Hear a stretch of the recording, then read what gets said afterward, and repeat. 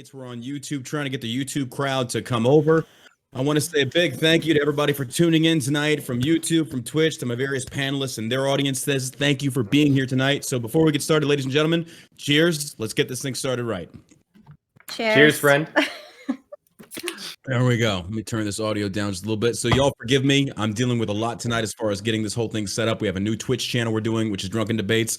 For any panelists or anybody else out there, the Drunken Debates Twitch channel will be accessible to everyone to use clips for their own social media, for promotion, for whatever it is that you want to use it for. That way you don't have to go to my own personal channel, which is clouded, and my own individual streams and things such as that. So here you can have access to clips. The audience can clip things. So, all right, so let's go over the rules real quick. For those that don't know, the first rule is, according to Twitch's terms of services, that's what we're going to go by. We are not going to violate any terms of services. We're also not going to go the ad hominem approach. The way it's going to work is I'm going to introduce a topic to the panelists. I will also be including myself to the best of my ability in this debate. But many of you know, like such as Dylan, when you host your own debate, you kind of get swamped with trying to make sure everything is going smoothly and things such as that. So I will introduce the topic. None of the panelists know what the topic is going to be or what it is. Essentially, we will do 1 minute introductions as far as where you stand on the topic. Once everyone has done their intro, we will go into roundtable debate, which is basically an open table. If it gets to the point where we were talking over each other, I will basically say, hey, raise show of hand. I will call on you, and that will be the turn that you speak in. Just like GSU Gambit just demonstrated. Thank you for that. Appreciate that. Are there any questions on this so far? Are we good to go? Good. We're good? Awesome. Great. Yep. Okay, so what we're going to get started with here tonight, ladies and gentlemen, is also to the followers, we're doing a $100 gift card giveaway to Shell Shock CBD to a follower, not subscriber, a follower on the Drunken Debates page. So if you follow, at the end of the debates tonight, I will be doing a giveaway. You can win $100 worth of Shell Shock CBD product. Big shout out to them for being the show sponsors. Thank you very much for being here. All right, so we're going to go around the horn with introductions, and then we're getting right into this. So we're going to start off with my left, your right. Rob, go ahead and take it for 1 minute intro, please. All right. My name's Rob Noerr. I have a show on Twitch, D Live, and YouTube, Normal America with Rob Noerr. You can find me on any of those platforms. I'm also on Gab TV, Odyssey, Parlor, a bunch of places like that. But I mostly live stream. I would call myself a conservative populist. I feel that the establishment threw overboard most of the people in this country 30 years ago, and I like to rail against that establishment. I enjoy panels like this for various reasons, and I'm happy that I know almost everyone tonight. Glad to meet the new people. I think it'll be a lot of fun, and I do believe that we should reach out to people on the other side of the aisle, because to me, fighting that corruption is the most important thing. So thanks, everyone. Absolutely. All right, BX, over to you. Hey guys, BX Bullet TV. That's my handle everywhere: Twitch, Twitter, Instagram. I got a new YouTube channel that I'm trying to build up, so all those places. Politically, I'm kind of moderate. I think that John says I'm libertarian. I'm okay with that. I really just kind of like the government to stay out of people's business for the most part. But I do approach each individual subject, with an open mind. I feel like I'm also like really out of it today because of like crazy week. So if I stumble over my words, I'm blaming it on that, and that's it. Okay. And so for those that don't know, Rob and BX are returning panelists. Now we have some new panelists. Tiffany, go ahead and introduce yourself to everyone. Hey guys, my name is Tiffany. I guess I would be considered as conservative. I have about 10 years in the military, and then I've been in the criminal justice system since then. I was a federal agent. I know you guys love the alphabet agencies, so I'm a representative. and now I'm going to law school. So glad to be here. Thanks for having me. Nice. Welcome to the stream. All right, critically thinking veteran. First time. I didn't even get to meet you prior to the stream like everybody else, but thank you for joining us. Go ahead and introduce yourself to everybody here tonight. Well, thanks for the invite, John. I am critically thinking veteran. I served 9 years on Ohio-class submarines. I since then did a lot of traveling around the world and around the country. Been to 45 of the 50 states. Traveled to a few different countries. I enjoy these types of roundtables and the exchange of ideas. And so long as they're respectful, I'm always good with an open conversation about stuff. So I'm looking forward to tonight's debate. And I hope that I'm not the only one that actually is prepared right? Because drunken debate means get your ass to drinking, right? So I hope I'm not the only one. Leave it to the veteran. Leave it to the veteran in the chat to freaking be right on board with that. I love that. There's no stereotypes there whatsoever. Thank you for coming on the show. All right, Dylan Burns, who hosts well, I'll let him introduce himself. Thank you, Dylan, for being here tonight. Go ahead and introduce yourself. Hello, I first want to object to the format of drunken debates being drunken. This is degrading the moral foundation of our country. I say we bring back prohibition. That's the first thing I want to say. He's banned. Okay. Second off, I am the liberal elitist your commentators have warned you about. I live on the coast. I wine and dine, and I look down upon the flyover country. Okay, I'm coming in hard.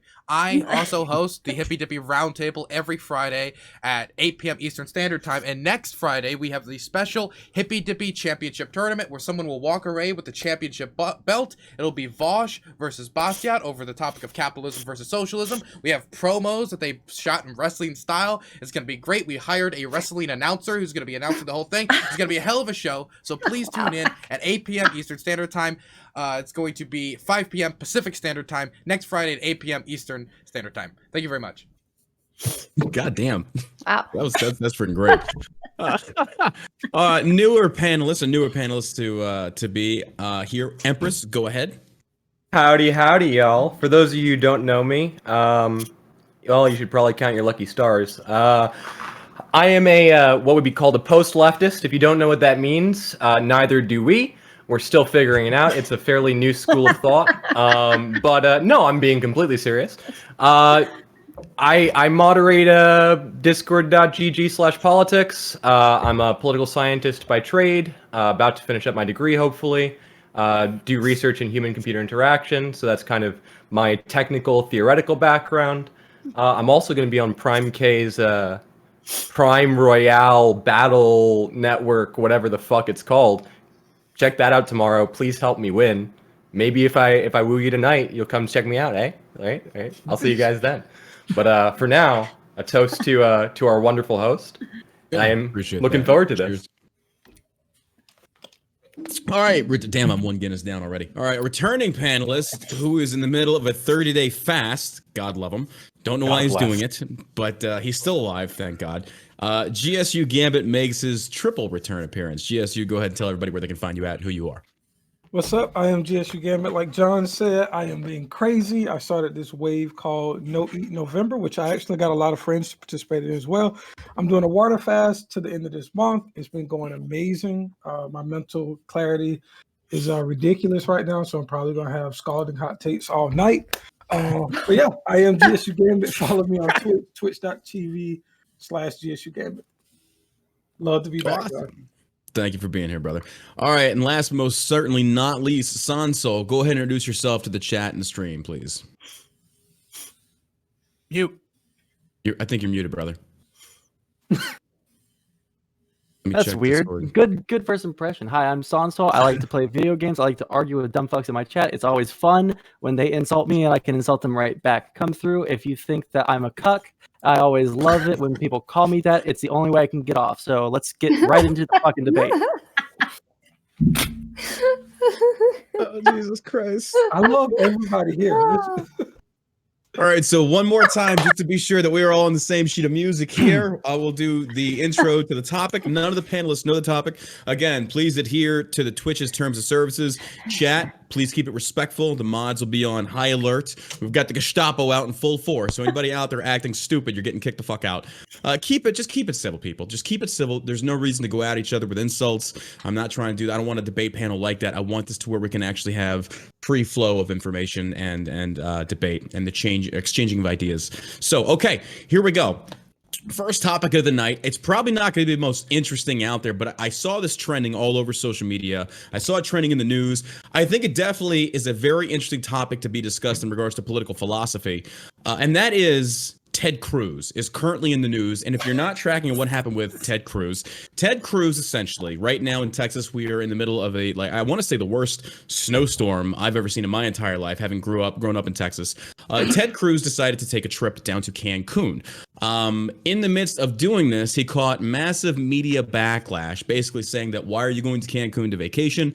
Cruz then changed position, saying, he felt bad about it. And then he said he dropped his daughters off and immediately flew back. Now, the media is crucifying him for this. And then what I've seen on my own page, on my own Instagram page, is a lot of Republicans are defending him, saying, what does it matter? And then a lot of the people on the left are crucifying him, saying he's basically abandoning his district. I want to know where each of the panelists stand on this, because I'm pretty sure this is going to be a topic that divides us, which is what I want. I don't want us to agree on topics anymore, because then there's like no discussion, even though we've been fortunate that other, like HR 127, even my left-leaning friends, we all were in agreement. Like, yeah, fuck this bill. Nobody wanted this bill. So we're going to start with the newer panelists. Sondsol, sir, you have 1 minute on the clock to introduce your position. We'll go around the horn, and then we'll open up to open table debate. Sondsol, the clock is yours, sir. Sondsol? He got disconnected from Discord. Oh crap! Oh man, I hope he heard me. He's waiting to be drugged in. Let me back. There he is. Okay, Sondsol, you there, sir? Yeah, no. Can you hear me now? Yes. Did you hear the topic? Ted Cruz. Yeah, let's fucking go. Okay, Ted Cruz. All right. I love it. He's I'm ready to go. Did you heard the entire topic? Then you're good with it. I'm fairly familiar with what's going on. Yeah, the Cancun stuff. Yes, yeah. Sir. Yes, sir. All right, you've got 1 minute on the clock. You go with your introductory position, and then we'll go around the horn, and then we open it to open table debate. Sir, the clock is yours. Go ahead. Yeah, and you can stop me immediately if this is like out of the rules of the debate. But actually, real quick, I'm sorry. Hold on 1 second. I don't want to. I'm sorry for cutting you off. Your time will start over. When I put my hand up, it's to let you know you've got about 10 seconds left. I don't want to say anything because it might disrupt your thought process. I'll just do this. You have 10 seconds, and that's your cue to like, hey, V, wrap it up. So, all right, go ahead, Sondsol. It's yours, sir. Yeah, so if this is against the rules to say this sort of mean thing about someone, you can immediately cut me off. But Ted Cruz is a bastard who abandoned his home city of Houston to go to Cancun. Fuck that guy. I have no respect for him. I had very little respect for him before, but now I have zero respect for him. His loser previous contestant for the Senate, Beto O'Rourke, put together a call center to make sure that all the old people in Houston had someone checking on them to make sure that they weren't freezing to death. They saved several lives doing that, and Ted Cruz decided he was just going to like fuck off to Mexico. So yeah, I do not like this guy, and there's not a whole lot you can do to defend him. It doesn't matter if he is an elected representative for Houston. He's an elected representative for Texas, and he should have been here for Texas in the way that a private citizen, his previous opponent, was. All right. Okay, GSU, over to you, sir. Go ahead.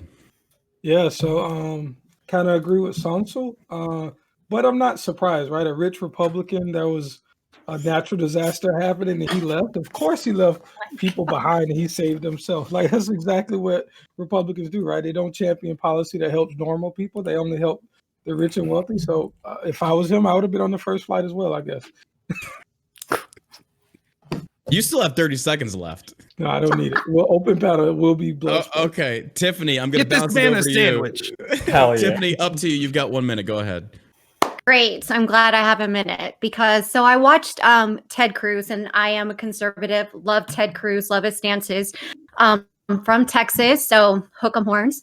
I think I come from a position where we've all made fucked up choices, right? And in the middle of those choices, we've been like, dang, that probably wasn't the best one.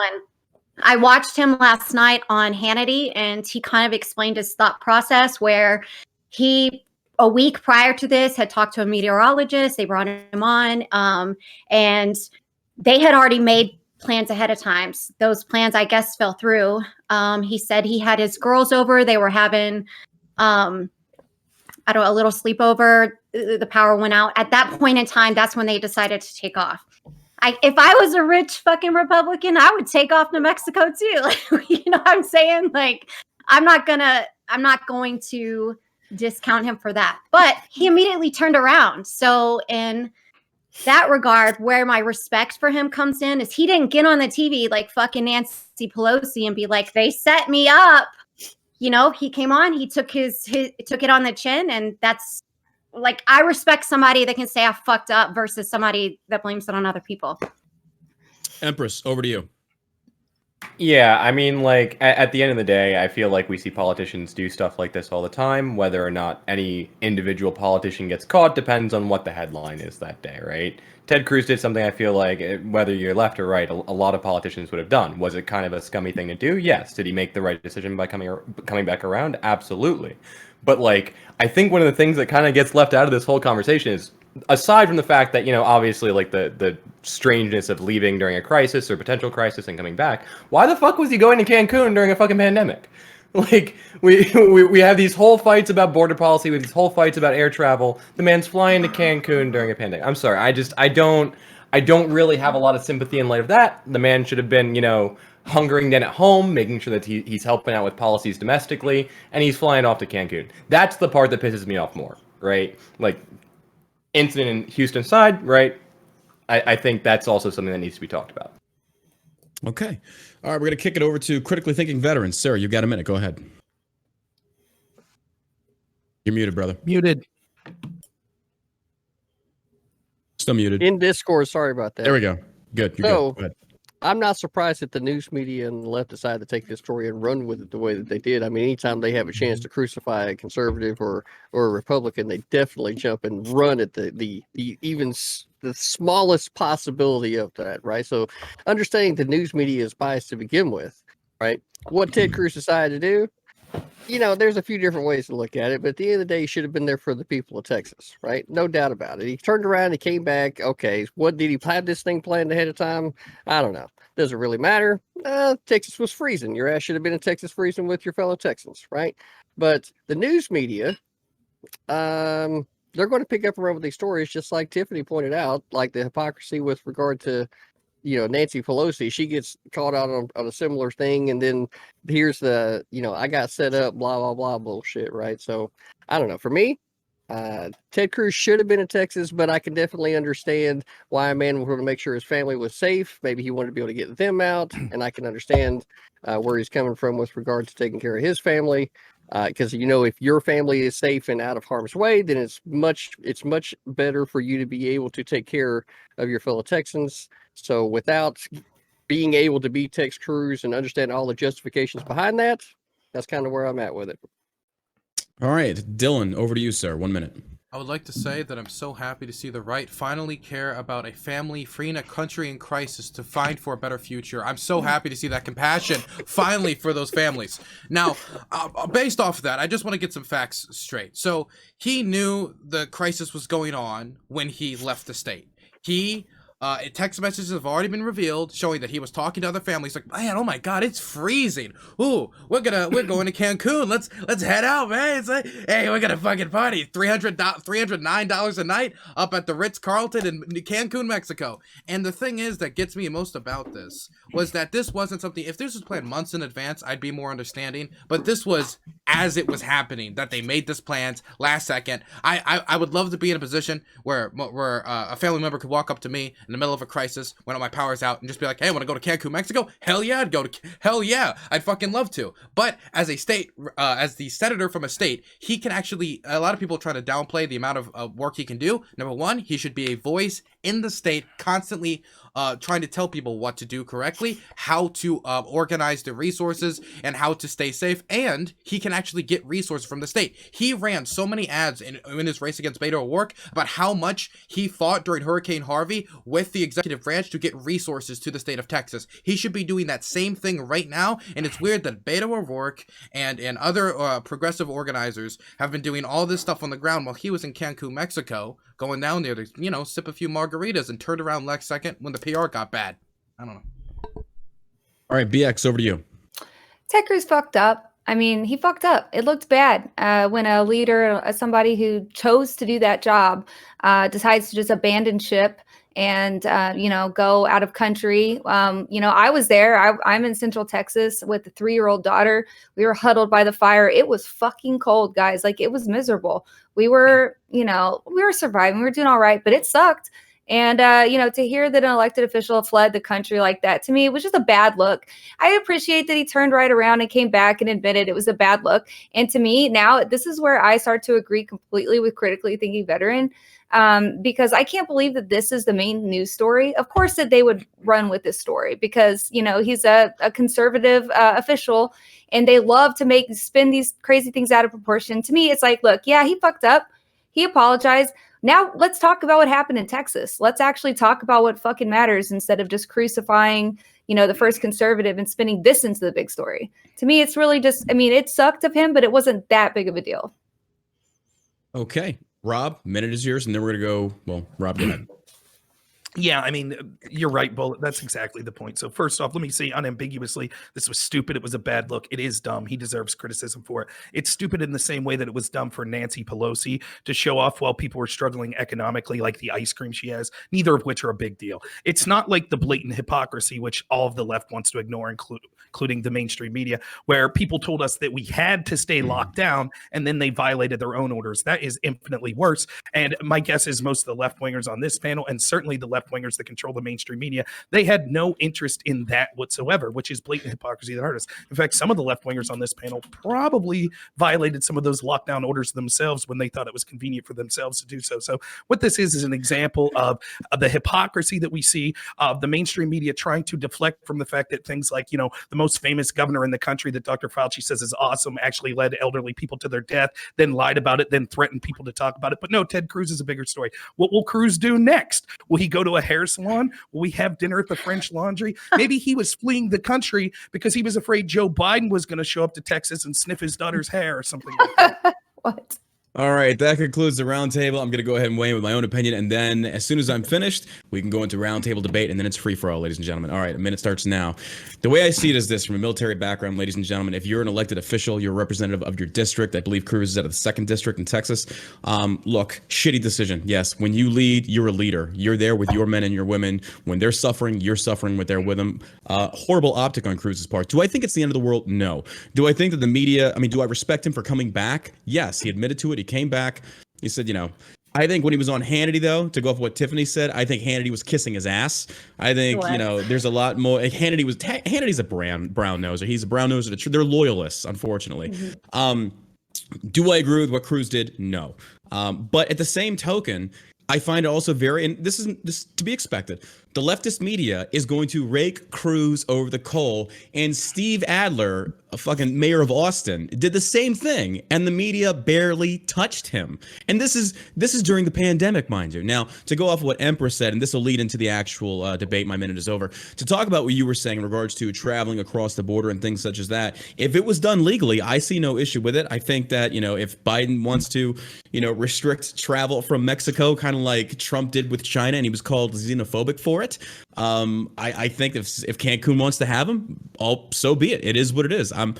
That's just where I stand on it. So, ladies and gentlemen, the panel is open. Have at it. What's the difference in him going to Cancun and delivering his kids and turning around to somebody going and staying up at the hotel, at the Ritz or whatever that has heat and electricity?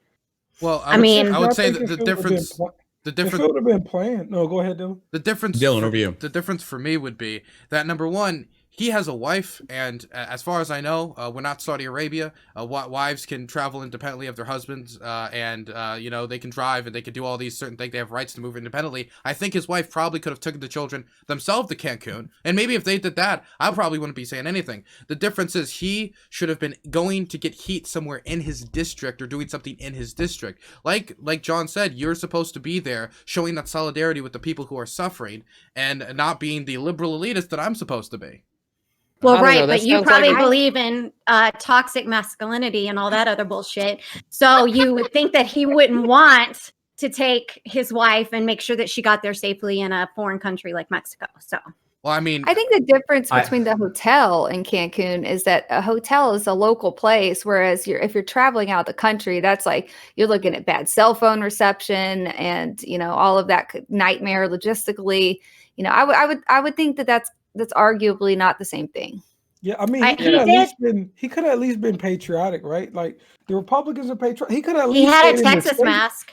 He could at least stay in the Yeah, I mean, how much on more the way patriotic- back? At least he had the Texas mask, man. I mean, The best part about it, he had the Texas mask Jesus. on the way back. On the way there, it was just a normal black mask, but on the way back, he put on the Texas mask. Like, okay, I gotta show my It's Texas Black colors History now. Month. They were celebrating Black History. It's Black History. It's February. Got a blackout for Yeah. Black History Month. We'll Big say shout out to respect for that GSU, if by that's the the way. case. Respect for that if that's the but, case. but to wrap up Dylan's point, though, that he was trying to make, reality is, man, is that he's got a responsibility to his family as well as to his fellow Texans. So if he felt like the best way for him to be able to give himself completely to his fellow Texans was to be able to get his family out of harm's way, and I don't know that that was exactly a justification that was put out on the news media, but I could definitely see it being a line of thought when it comes to, hey, I've got a family. Let me make sure they're out of this situation and not a part of it, so that my wife can take care of the situation once they're there, so that I can be able to commit myself fully to being here, right? If you don't think that's a logical line of thinking that somebody might have when they're in that position, then perhaps maybe you yourself might not be ready for that kind of position.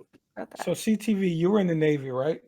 I was. If the Navy was in a compromising situation and your admiral, your second in command was like, yo, let me go fly my family to Cancun real quick, how would that sit with you? You don't think the leadership does that?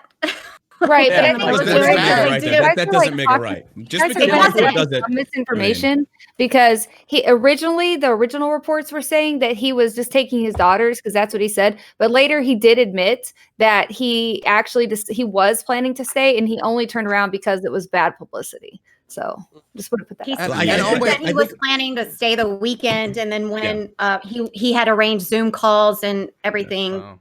from So there. I think a lot of Republicans or people on the right that are trying to defend Cruz on this one are saying he was just taking care of his family. Ladies and gentlemen, let's keep this in perspective. He openly on Hannity said he had a fireplace. They were okay. They were warm. This wasn't a man taking care of his family. They were perfectly fine. BX Bullet over here was like freezing with her child, her 3-year-old, doing what you have to do to survive. He was okay. So I don't think that we should phrase it or put it in the perspective of they were on the verge of dying. Now, look, do I think it's that big of a deal? No, I don't. I really don't. Do I think it's a bad optic? Yes, I do. Do I think Cruz should be there suffering with his people? Yes, I do. You're an elected representative. I don't expect Cruz to go out there and climb telephone poles and restore power. But when you're a leader, you lead. People look to you to lead. So it goes beyond just Twitter battles with AOC. If your men are sucking, you're sucking with them. That's just the way I see it. The thing that gets me about And this also, is if we were to there's keep, also the. I was just gonna say, Go Beto ahead, Tom. O'Rourke lost to Ted Cruz in 2018. Beto O'Rourke lost the presidential bid that he had. Right, he is a private citizen, and he did more for his state than Ted Cruz even thought to do. All right, How do you know? When he was not running people over from DD. Well, Yeah. I'm sorry. I'm talking about February. I'm talking about February 2021. Beto O'Rourke got together people to call old people and saved lives from old people. There was one example of a man who was like a 70-something-year-old man who hadn't eaten in 2 days, had no power, was basically freezing to death, right? Because he had no family they could contact. There was no cell service, right? And they got in contact with him and they fucking helped him, right? Ted Cruz got on the phone, and he also got on the phone, but he scheduled a flight to Cancun. All right. I think that we can absolutely say like he didn't have any intention of helping in the way that other people were. There were other politicians from Congress that came down to Houston. Sheila Jackson, that the congresswoman from North Houston, she also came down. She was setting up. She was helping coordinate warming centers so people that She was didn't have probably power could go coordinating there. to take guns away too. Oh yeah, that's exactly what she was coming to whataboutism Houston here to do. is I'm ridiculous. so sorry. Is that why she came down to Houston in the middle of like the girl. no powers, May or I- did she come down to make sure that people could get into their into like warming areas? Yes, absolutely, 100%. Wow. Well, this was the best way to test that telling me is bill. that the did, gun huh? grabbers Like- care more about Yeah. Like, I taxes kept my than mouth drugs. shut about the whataboutisms, but that one was Right. out there, Tiffany. Like, I love you, but I think the left is Then to being too GSU. hard. Rob, then to GSU. Rob, go ahead. Thank you.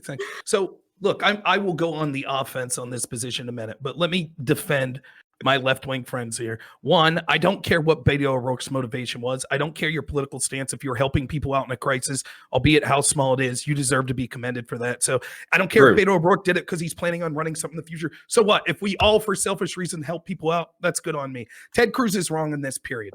End of story. If it was a left winger that did it, I guarantee I would be like, yeah, it was bad optics. It was stupid. I'm with John. It's not the end of the world. It's this story's being blown out of proportion for politics, but I'm not going to buy, well, he was doing it to help his family, blah, blah, blah. No, It was a bad move. It was bad optically. And let me say something real quick before I go on offense about this here in a minute. Look, there's the right thing to do when you're a politician, but there's also the smart thing to do. And that's what blows my mind about this, right? Like, okay, it wasn't the right thing to do. It's not the end of the world, but come on, this is a seasoned politician. He didn't realize how this would be used against him. It just seems real dumb. And I think, Ted Cruz is right to eat the loss. I don't care if he apologized or not. He was wrong. I think he knows he was wrong. I'll leave it at that, and then I'll go on the offense. Here. And he came back. I want to say one thing. If we kind of calculate that this was him protecting his family, because there's a lot of ways you can protect your family from cold before you're vacationing in Mexico. Okay, if this is that, Right. then then Nancy Pelosi showing off her ice cream was just showing off how she's going to stop herself from starving during an economic pandemic. Okay, Right, if that's the listen, same level, then that's the same thing too. And she's just trying to stop herself from Well, starvation. she's also getting her hair done. I mean, we got to look good in the midst of a pandemic. That was just her Gotta taking look care good. of personal like cleanliness during a pandemic. Then it's all fine, like everything's fine, like because then any point of luxury that anyone, hey, we can go all back to the French Revolution. I don't know what they were all hyped about. There was a starvation, the people were starving, and she was eating, and she wanted them to eat cake, and she was eating luxury foods to fight starvation. It's all fine. That's I don't see the literally problem. it. Let them It's eat never cake proven that Marie Antoinette actually said, "Let them have cake," but it doesn't matter, is what the post leftists would say, That's right. because the It's narrative right said would it have was said she true. said it. The left would have said she didn't Whoa. say it. It's fake Whoa. news. But the GSU, narrative you had said your it hand was up. true. I think us GSU, on you the had your left, hand up. yeah, I think us on the left are being too hard. I think we can all see that when someone is going through a crisis and they take up their family and flee across the border for safety, like we should support that, right? Like, I'm sure they.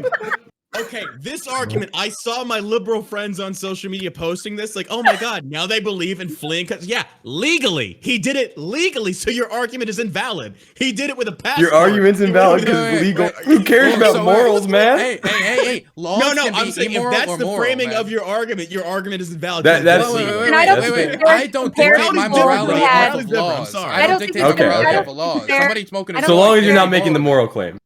I don't think No, it's no, fair to definitely not compare that. people who just had 2 days without power to people like across the border. Like it's definitely a different situation. Like it's not. I do think it's a fucking let's hilarious stop beating point, though. around I the will give bush. We know GSU what that. you know what this is, right? We know what. This is I just an look. I optic. like It's an everyone optic. on this panel so far, even the new people. I really like you. We know this is bullshit. It's being blown out of proportion.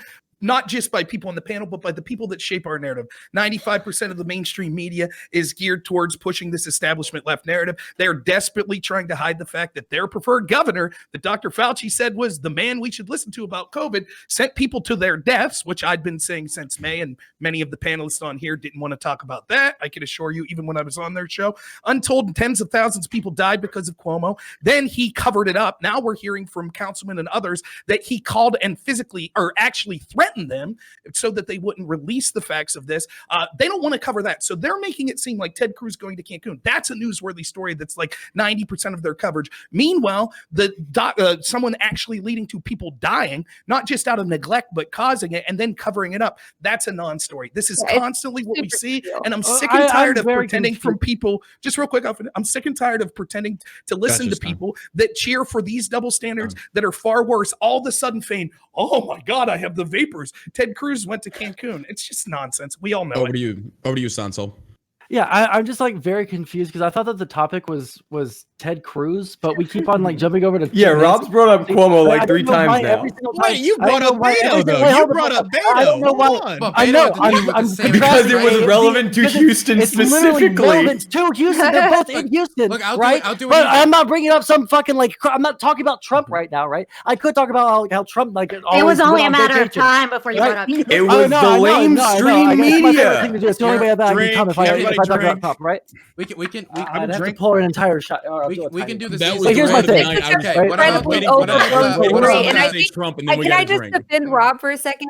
I know that seemed like a totally out of left field whataboutism, but I think the point he was trying to make was that there are stories that are way bigger that they're trying to push this over the other ones so that we're paying attention to this relatively minor little PR issue that Ted Cruz has instead of the more important things that are going on. I wouldn't say Chris Cuomo. I would say more specifically the stuff that's going on in Texas should have gotten more coverage in general. Not Well, By the way, wait. I just do want to fact check the numbers real quick. It's not untold This tens is of wrong. thousands. It's under 7,000. I wanna actually It's 6 say- to 7,000 This- people. Hold on, let me go back to I just want to be real clear on the Cuomo numbers. is Real quick. getting Hold on, real ladies and attention. gentlemen. Sondsol didn't get to make his point. Sondsol, back to you. Sir. Yeah. Can you hear me? My Focusrite is messing up again. Yeah, you're good. We can hear you, brother. I'll make this point and then I'll fix it.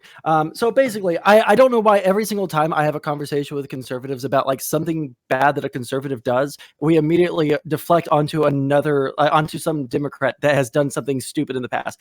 Most Democrats that I've talked to, like most leftists and most Democrats I've talked to, don't really like Nancy Pelosi. She has like what a 17% approval rating amongst the entire United States. All right, let's not pretend like everyone loves Nancy Pelosi. Still higher than Congress. She says.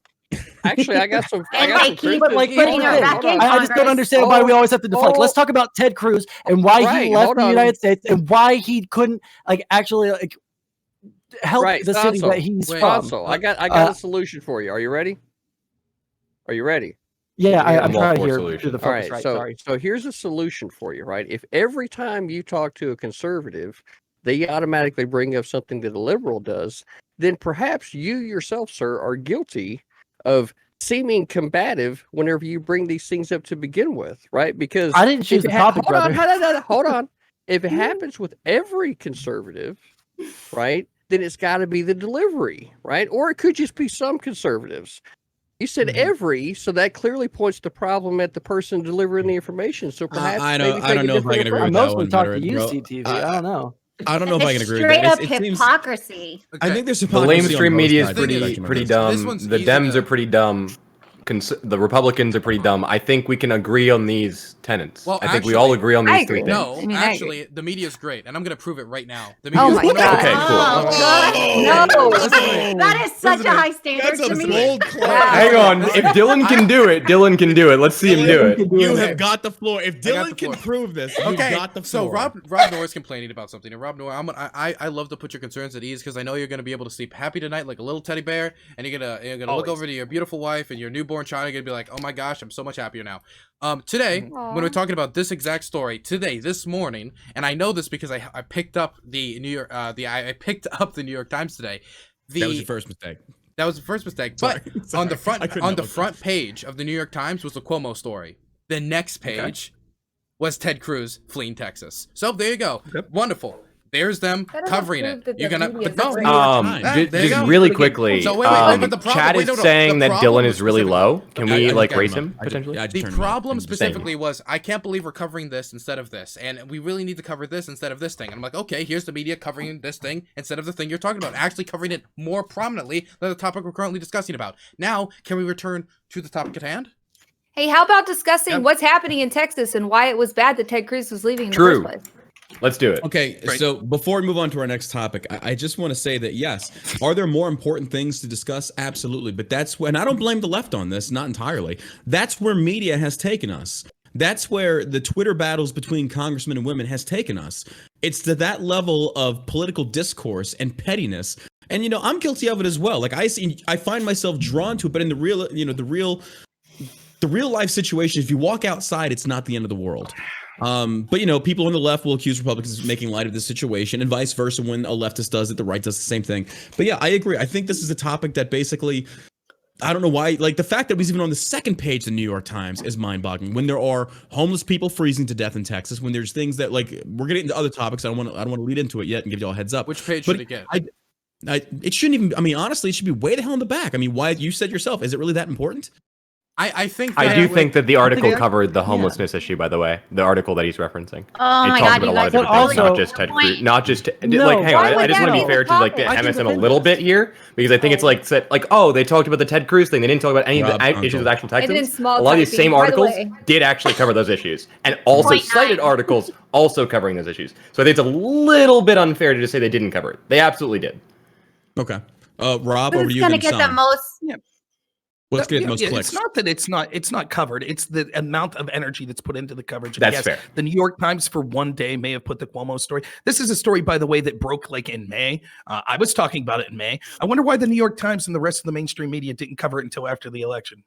The point is this: we constantly see, if you look at the proportionality, what went on with Cuomo and what went on with all of these hypocrites, both Republicans and Democrats, by the way, that violated lockdown orders, that hypocrisy is far worse. That's far worse of a story. A pandemic, which people were refusing to follow lockdown orders, and it thereby could be leading to more deaths. This was happening by leaders that were forcing lockdowns on other people that was ruining their lives.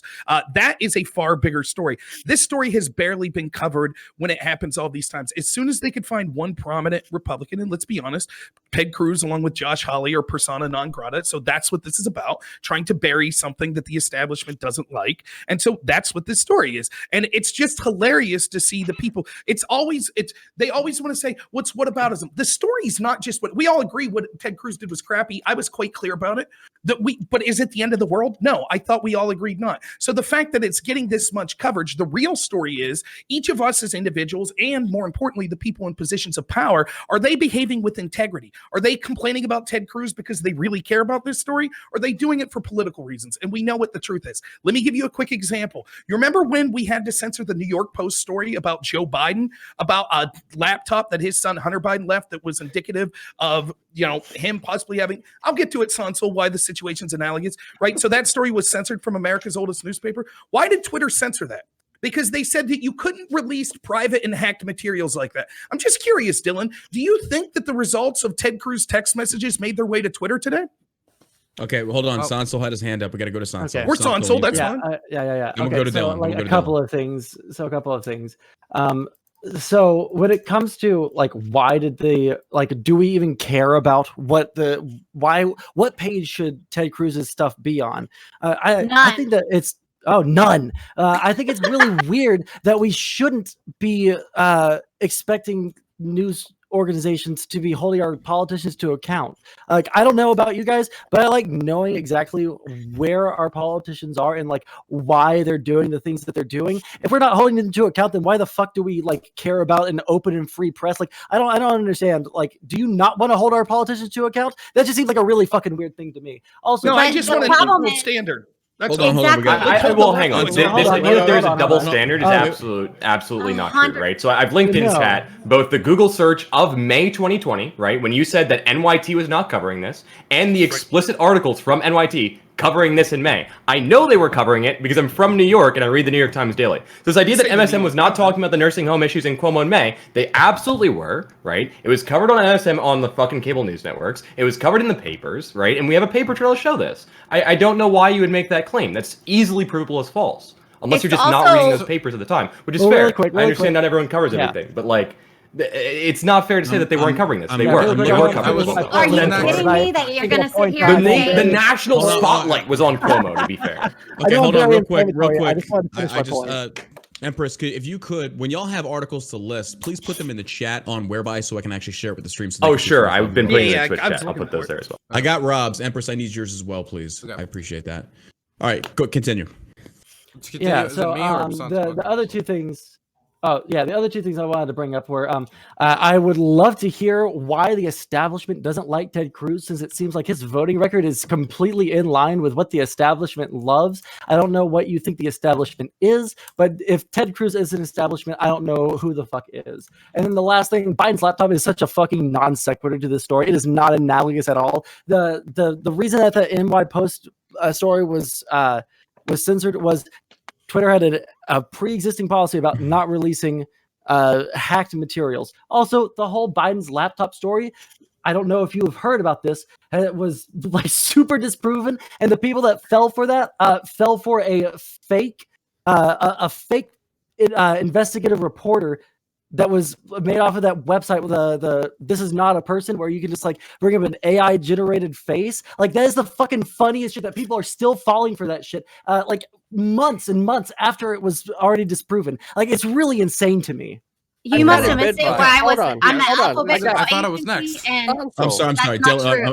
Okay, hold on. Over to Dylan. Dylan, hold on. We'll go to Dylan. Ladies and gentlemen, we're going hand raising. We're going raise hand raising. Then we'll go in order. Dylan, over to you. Okay, so first, then we'll go to critical. It was covered. I remember reading stories about it in these articles. You can maybe say, well, it wasn't covered prominently, or should have been the second page, or the first page, or the third page, or the 17th page. I don't know. You can like have your own quantum physics mechanical equation to figure out what page each story should be. You should share that with news media. You'll make $1 billion, right? Now, but I think the reason why it is being covered prominently today and not and this part is being covered today is because stories evolve, and when more information comes out, stories build up over time, right? If I just have one scrap of evidence for a story, or 2 scraps of evidence for a story, there's not much really I could say on it. I'll throw it maybe 3rd or 4th page, but then as the story continues to evolve, you get more information, it becomes more prominent, it becomes bigger of a scandal, and that's how stuff happens over time. That's what eventually led to Nixon's resignation, right? As time went on, you could say at the end of Nixon's term, like, why is we just covering it now? But that's because more and more information came out. Same thing goes for the Cuomo situation. Story evolved, so now it gets more prominence, and now it's being covered again because another factor of the story came out. Second part,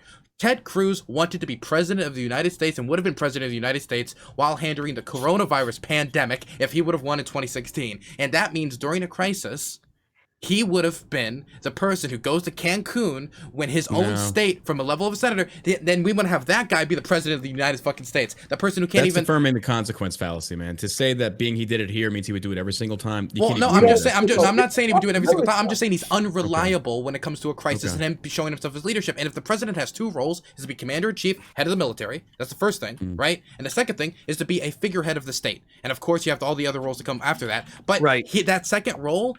This is a failure of that role, and as a senator role, you still do it to an extent, but as president, you do it to a larger extent. So this is definitely, I think, an important story to cover. If this is a man who has presidential ambitions. Okay, critically thinking inventor, over to you.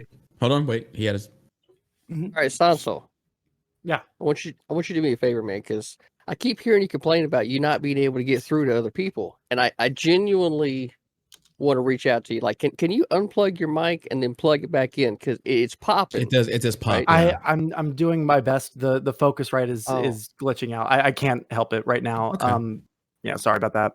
All right, bro, I was just trying to be there for you, because I genuinely want to help you be able to. Otherwise, it's all got to be based around the quality of the ideas, and if it's not getting through there, I don't know what to do to help you out with that. If the once every once in a while popping is completely destroying my points, that was then... clever. I'm doing troubleshooting as we're talking. Sorry about that. Over to Rob. So there's a lot to get to. Empress, I read the article you just sent. Show me where it says Cuomo anywhere. So it's literally talking about the nursing home deaths and attributing right. Them to It doesn't talk about Cuomo's policy led to those deaths or anything like that. This was literally covered in May. Hang on, I linked an entire Google search that goes through all the articles mentioning Cuomo. You know, what are you talking about, dude? It wasn't covered in May. Well, sure, there were certain places covering it, but it has to do with the prominence that it's covered and the tone. The exact newspaper you said didn't cover it covered it. So, like, if this was being covered, do you think it's appalling then that he was given an Emmy and Dr. Fauci said he did a great job? If this story was being covered, as you say. Depends on the totality of the handling of the pandemic. I'll agree with you. He shouldn't have gotten an Emmy. He shouldn't have gotten an Emmy. I think that's weird.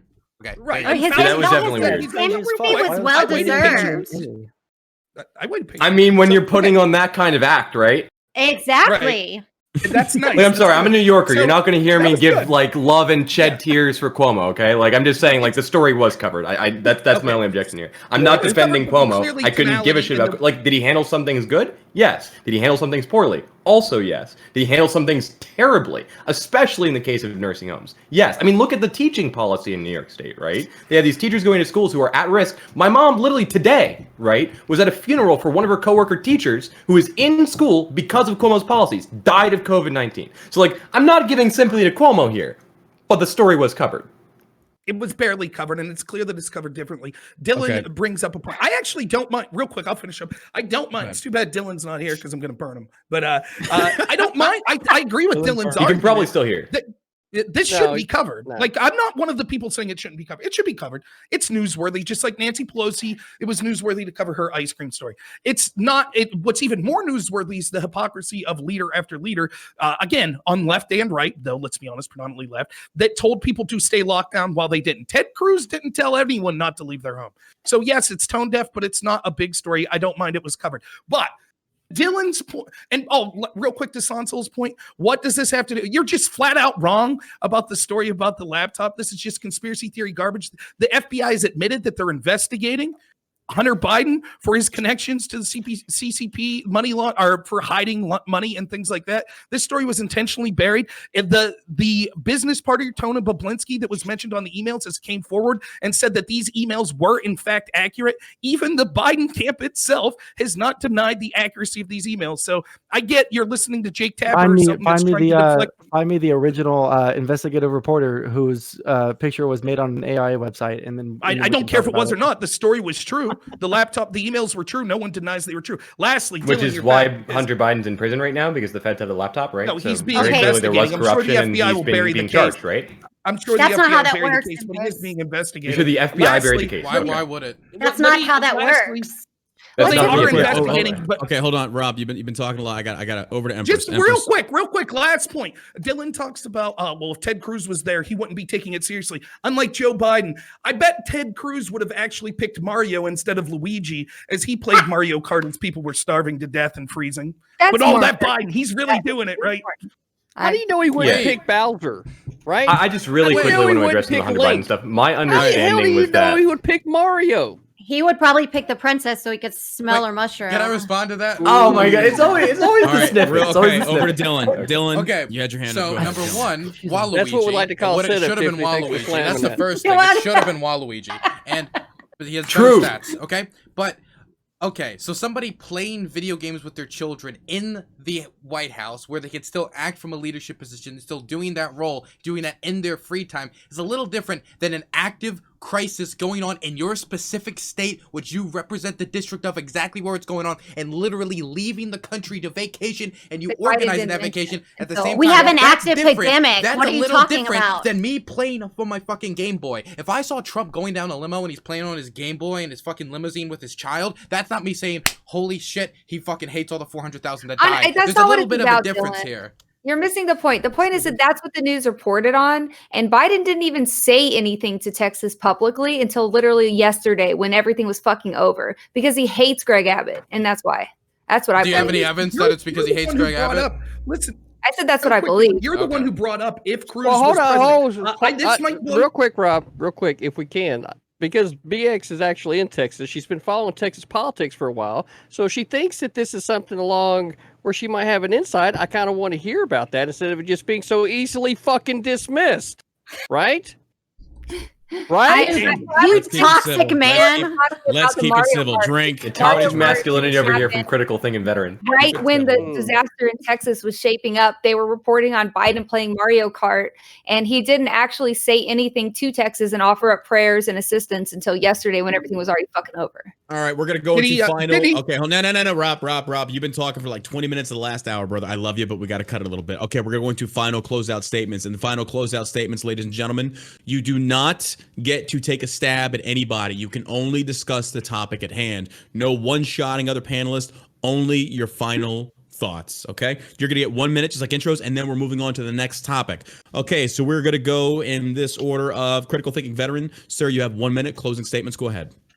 I think this last hour was pretty fun. I think that the level of memes and the level of jokes and the level of respect, right, are all about the level in which we can have a great conversation, along with our good friend Salty Watermelon Whiskey, right, brought to you by Old Smoky, which is what CTV's partaking of, and for no reason, just because I like it, not because there's an actual sponsorship or anything, because we're definitely not.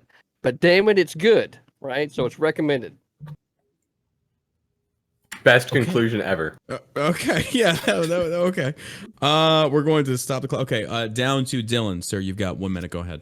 Look, I mean, I personally, if Ted Cruz was playing Mario Kart, I wouldn't have given a fuck if he played, excuse my French, on his Game Boy with his children during this thing going on. I wouldn't have cared. It's the completely leaving the situation on vacation, scheduling it last second that I care about, right? I had to sit through listening to you, Rob, tell me about Nancy Pelosi and the ice cream. I had to listen to it. Now it's your turn. I never said that. I know you've talked to me about the ice cream before. Keep it on topic. Keep it on topic. I have to listen to a lot of people talk about that. I had to sit through that and be like, yeah, it was insensitive. Yeah, it wasn't a good time to talk about the ice cream. Yeah, it wasn't a good time. And you know what? Now everybody has to sit through us whining about him leaving the state. Okay, I support his right and fleeing. If he wants to claim asylum in Mexico, I support it. Just like the people who claim asylum at our border, I would support them. So you know what? And also, I would like to say that here's an extra proposal. I think Ted Cruz should be part of NAFTA. It should be renegotiated one last time, and he gets passed through the states, so we all have to share the burden of Ted Cruz. Okay. Sondsol, you got 1 minute. Go ahead. Yeah, I don't really have a whole lot to say about this. I wasn't expecting any more or less hard-hitting conversation about this than whataboutisms and Hunter Biden laptop and shit like that. So, you know, I still have a very low opinion of Ted Cruz. I've lived in his state, in his district for a very, very long time. I live in the city that he's based out of. He's never done anything that has helped anyone in my city. So there's very little that could change to have me have a better opinion of him. So that's all I gotta say. After that, GSU, over to you. Yeah, I vote that we change Ted Cruz's name to Fled Cruz. I think that he should have to go by that the rest of his time as a politician. I think Fled Cruz showed the Texans that you know, if there's a crisis happening, I may not be by your side. Hey, chat. I just got a message from Vaush. A video message. I don't know what it's about, but I'm gonna be playing it on stream. Okay, I'm gonna be playing this on stream. It's a weird. It just came out of nowhere, so I'm gonna play this quickly on stream. Everybody, I'm sorry. My name is Vaush. That's my real name, my real first name, and I've never lost an argument. My real last name, and I didn't realize the significance of this until just a couple of days ago, is Bastiat Destroyer. That's right. My real name is Vaush Bastiat Destroyer. My whole life I thought, that's a very odd last name, but it finally makes sense. It's time for me to fulfill my destiny and to not lose another argument on the Dylan Byrne show debate thing. It's going to be fun, I'm sure. Yesterday or the day. What a strange message from Vaush. It was completely unprompted, but he's obviously calling out Bastiat to new levels. It's insane. Let's get back into this. Bastiat has to respond. He's going to look like a complete coward. Employee double standards. So look for that further in this debate. All right, BX, over to you. You got 1 minute. Yeah, so pretty much what everybody matches on the 26th, 8 p.m. EST. Look, I still just agree that I disagree that this was super important. This was something that we should have spent a whole lot of time dealing with in the news. And again, I just really feel like this was to take visibility off of other topics. And like Tiffany was saying, she made a good point. You know, it's for clicks. People love to just be like, oh, this person's getting roasted. Let's see what's going on. You know, whereas oh, lame story about Texas, lame. You know, so I just think that it's misguided. I think that it's just an indication of how the media will take any chance they get to roast, especially somebody on the left. And yeah, I don't really fucking care what Ted Cruz was doing, to be honest. I mean, it sucks that he left, but that's it. Okay, I'm going to close it out. Panelists, you've got 3-minute break to go refill on your beverages. I'll be right back. I'm doing a promo, and then we're going to go into the next topic. You've got 3 minutes. Use the restroom, refill on your beverages. Be right back here. We're getting into the next thing. Viewers, don't go anywhere. I got something for you. Let me step out of Discord. Guys, fuck. I should have used this time to do that. I should have used this time to do it. God. But man, can you believe that promo from Vaush? Directly calling out Bastiat in that manner, pulling no punches, showing that he thinks he's gonna be the one to win this title, on the 26th. On the 26th at 8 p.m. Eastern Standard Time, 5 p.m. Pacific Standard Time, Vaush is clearly trying to say to the world that he knows that Bastiat can't step up to him. He's seen Bastiat go to terms before, and he doesn't have the quality of mind. He doesn't have the quality of character to take him on. And that Vaush, he's a bigger creator, he's a stronger creator, he knows what he's doing. He's been around the aisle a lot longer than Bastiat has. I think if Bastiat does not respond with strong language, I think it just shows him to be a coward. And honestly, who could actually think he could win if that's the type of language Vaush is directing towards him? I mean, it's absurd, absolutely absurd. We're going into our next topic of debate and discussion tonight. Don't forget, panelists. Let's keep it. Remember, panelists, you are setting the tone for the chat. Remember that when you go into it with one another. The chat is basically going to reflect how you respond to one another. So let's do our best to keep it respectful. All right, next topic going into. Biden pledges up to $4 billion to help get poorer countries vaccinated against COVID-19. In a reversal of his predecessor's U.S.-centric approach to tackling, by the way, this is coming from CBSNews.com, tackling the coronavirus pandemic, President Biden is ramping up pressure on America's wealthiest allies Friday to get COVID-19 vaccine doses into poor and developing countries. Mr. Biden told his fellow G7 leaders during a virtual summit that the U.S. would contribute up to $4 billion. I know so much about this topic. Organization-backed initiative aimed at ensuring equitable access to vaccines around the world. That's the topic of debate, where you stand on this. Don't forget, we're going a minute around the horn, and I'm going to go ahead and call it now. It's going to go into hand raising. I will call on you in the order that you raise your hands. Please remember that. If I forget you, I apologize. All right. 1 minute on the horn. We're going to start with Empress. Go ahead. You've got a minute.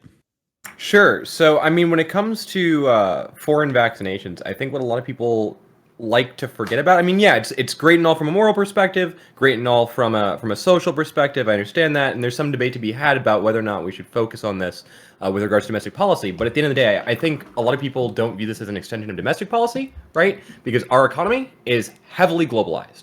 Most economies are heavily globalized. We need to start rebuilding global value chains so that we can get economies moving again, right? I know this doesn't seem like a very leftist talking point, right? But it is real, right? The economy is, globally connected, right? And these nations are not going to be able to get back on their feet on their own. And the reality is, in many ways, we rely on these smaller nations now for production chains not necessarily directly connected to us, but connected to hubs like China, hubs like Germany. We have to make sure that we're globally responsible here, or we're not going to recover from this economically. Okay. We're going to push up to Tiffany. Tiffany, you've got 1 minute. Go ahead. Okay, I just think that's ridiculous. It's not our responsibility to make sure any other country is vaccinated. I mean, you have a president that's come on to a stage, a world stage, and said that minorities have no idea how to use the internet, so they have no idea how to get vaccinated. His responsibility is to the American fucking people, not to the globalists, not to any other country. You get America vaccinated first if you choose to be vaccinated. It is not our responsibility to make sure any other country that's failing gets the vaccines before any American who wants the vaccine gets it. Period. All right, Tiffany, real quick, your stream is frozen. Go ahead and exit and come back. Yeah, your into Twitter video bar, please. Oh, okay. We can still hear you. Oh, there, you're good. You're back. You're good. Yeah, You're back. like, You're good. I'm in the country, Magic. you guys. Magic. Click off to a different app. Back in the country. All right, Sondsol, over to you, sir. You've got 1 minute. Go ahead. You're muted. Muted. Pro streamer. Son of a bitch, every single time. Gotcha. All right, Gotcha. so basically, it doesn't make much sense to me to not be offering any aid to any other countries. $4 billion is a drop in the bucket when it comes to our national yearly budget. It's like we're the most powerful nation that the world has ever seen in the entirety of the human race. We can afford $4 billion to make sure that other countries can get vaccines. If they don't get vaccines, then more people are going to get sick there. When Americans travel there and travel back, they're going to spread COVID here. I don't want more COVID in the United States. I want to be able to go out. I want to go out and go to clubs. I want to go to restaurants and shit. So the sooner we get rid of COVID worldwide, the sooner that we can open up back here. So it's just like a really fucking idiotic stance to take. Like, no, we shouldn't ever help any other countries. Americans are dying here in America. It's like, yeah, no, we can do both things at once. We're the fucking we're the United States of America. We can do fucking anything, right? I thought that we loved America here. So don't go out. Stop being scared. No. We're not an open. We're not an open panel. We'll All get right, there. GSU, over to you, sir. You've got 1 minute. Yeah. So I don't know if y'all remember last time. I think it was here when we were arguing on whether it should be $2,000 or the $1,600 and the 400 plus 1,600 is 2,000. Like as the left, like I agree that we should try to vaccinate everyone, but when we're bickering over giving the American public money, like I feel like we should be at the top of the list. This is me. A lot of people don't like that I'm on the left, but I am patriotic. Like the fact that we're still fighting to give Americans money and we're doing this, I think it's a little bit cringe. I do think that we should help our foreign partners for sure. But yeah, I think we should prioritize the American people, and we should also do things to get our economy back stimulated. I think that the money should be in hand to Americans before we start to do this type of massive thing externally. Okay. We're going to push over to Dylan. Go ahead. I want to personally thank President Joe Biden for this brilliant move.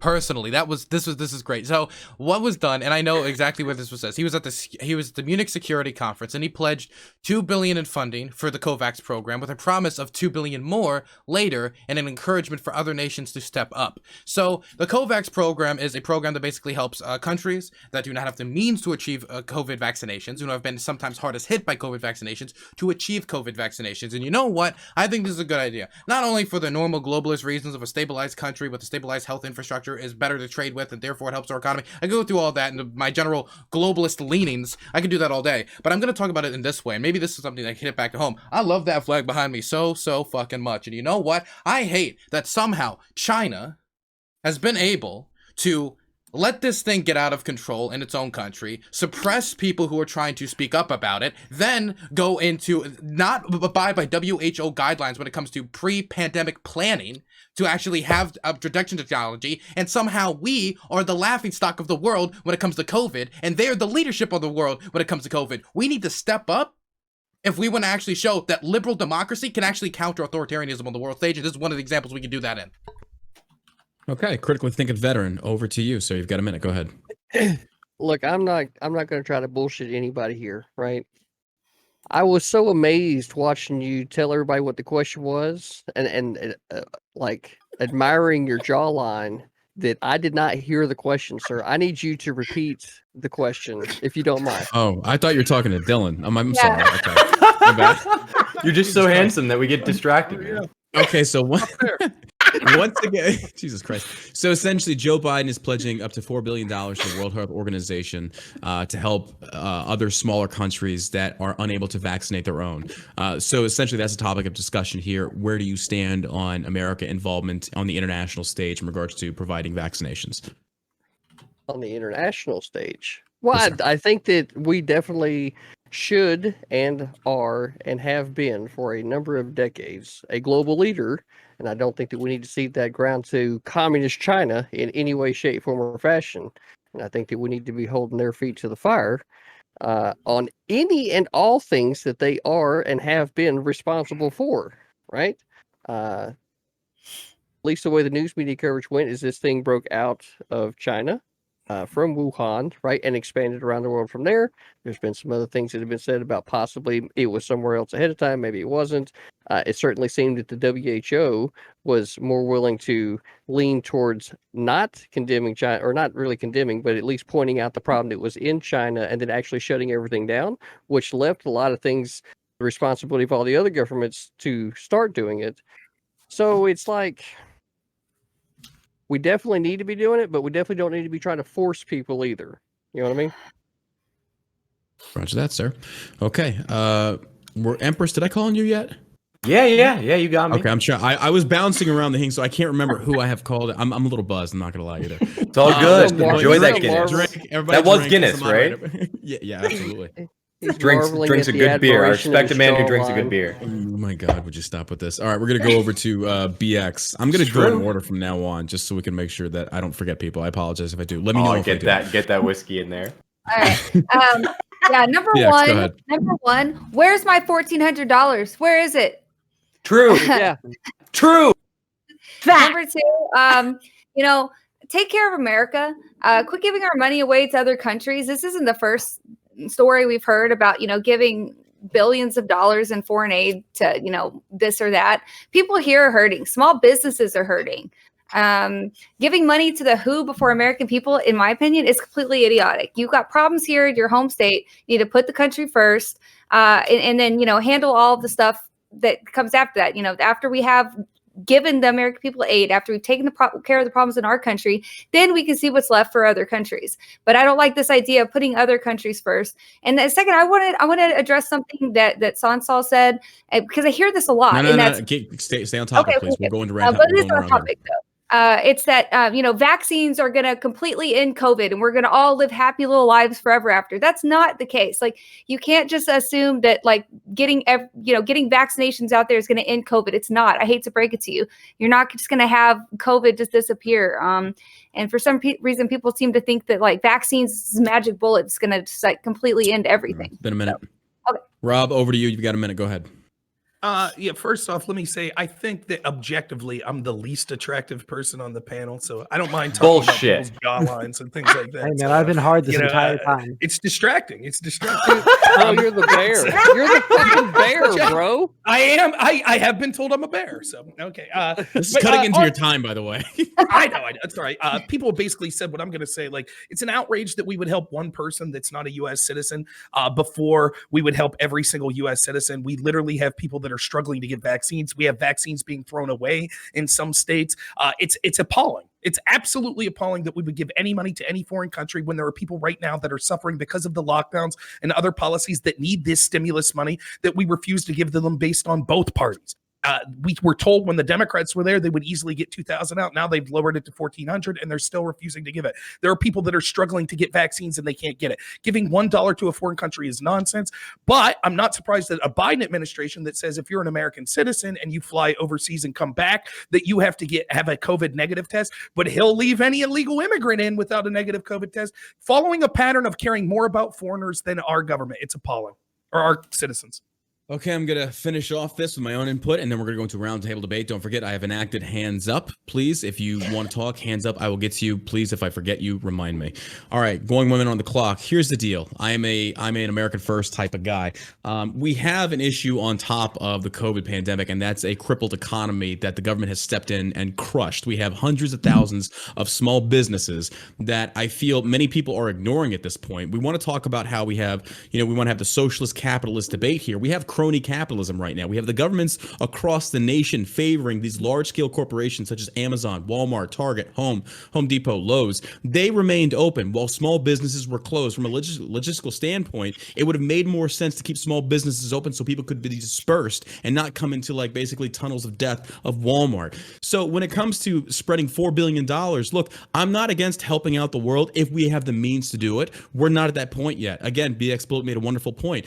Where's the money that these people need to stay alive? Also, the second thing is I am never in favor of handing out money to a foreign country without some type of oversight. If we're handing $4 billion to the WHO that we basically have no oversight on, absolutely not. Now, if it was saying, hey, we're going to give you $4 billion worth of vaccines that we have extra, I fully support that. Do what we can to help. But at the same time, America comes first. You put your own oxygen mask on before you help other people. We have sick, we have starving, we have dying. To sit there and say we can do both at the same time, I don't believe so. I think that we still have small businesses that have been bankrupted and right now are economically crippled that we need to deal with. That goes in line with COVID. So I'm opening it up to debate. Dylan, you had your hand up. Go ahead. Wonderful. Preach. Okay. So the first thing I want to say is that Biden's comments about the internet were 100% right. And I mean, maybe if you're too politically correct to accept that, maybe. But his maybe that's the circumstance here. But what he said was that certain group within a certain section of the country, due to the research they have done, have not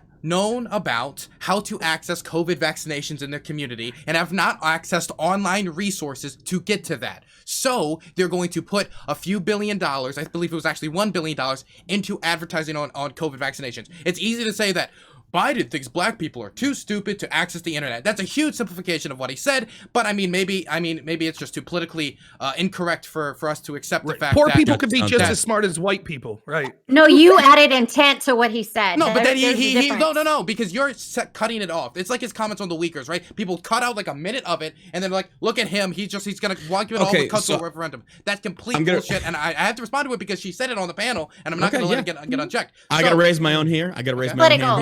But Dylan, based upon what you said in the past in regards to what Ted Cruz has said, that kind of like highlights essentially a characteristic thing here. What about when Biden says, if you don't vote for me, you're not black? That's wrong. No, I'm not. No, hold on. Wait. Let me finish. Hot take, he was right. Let me finish.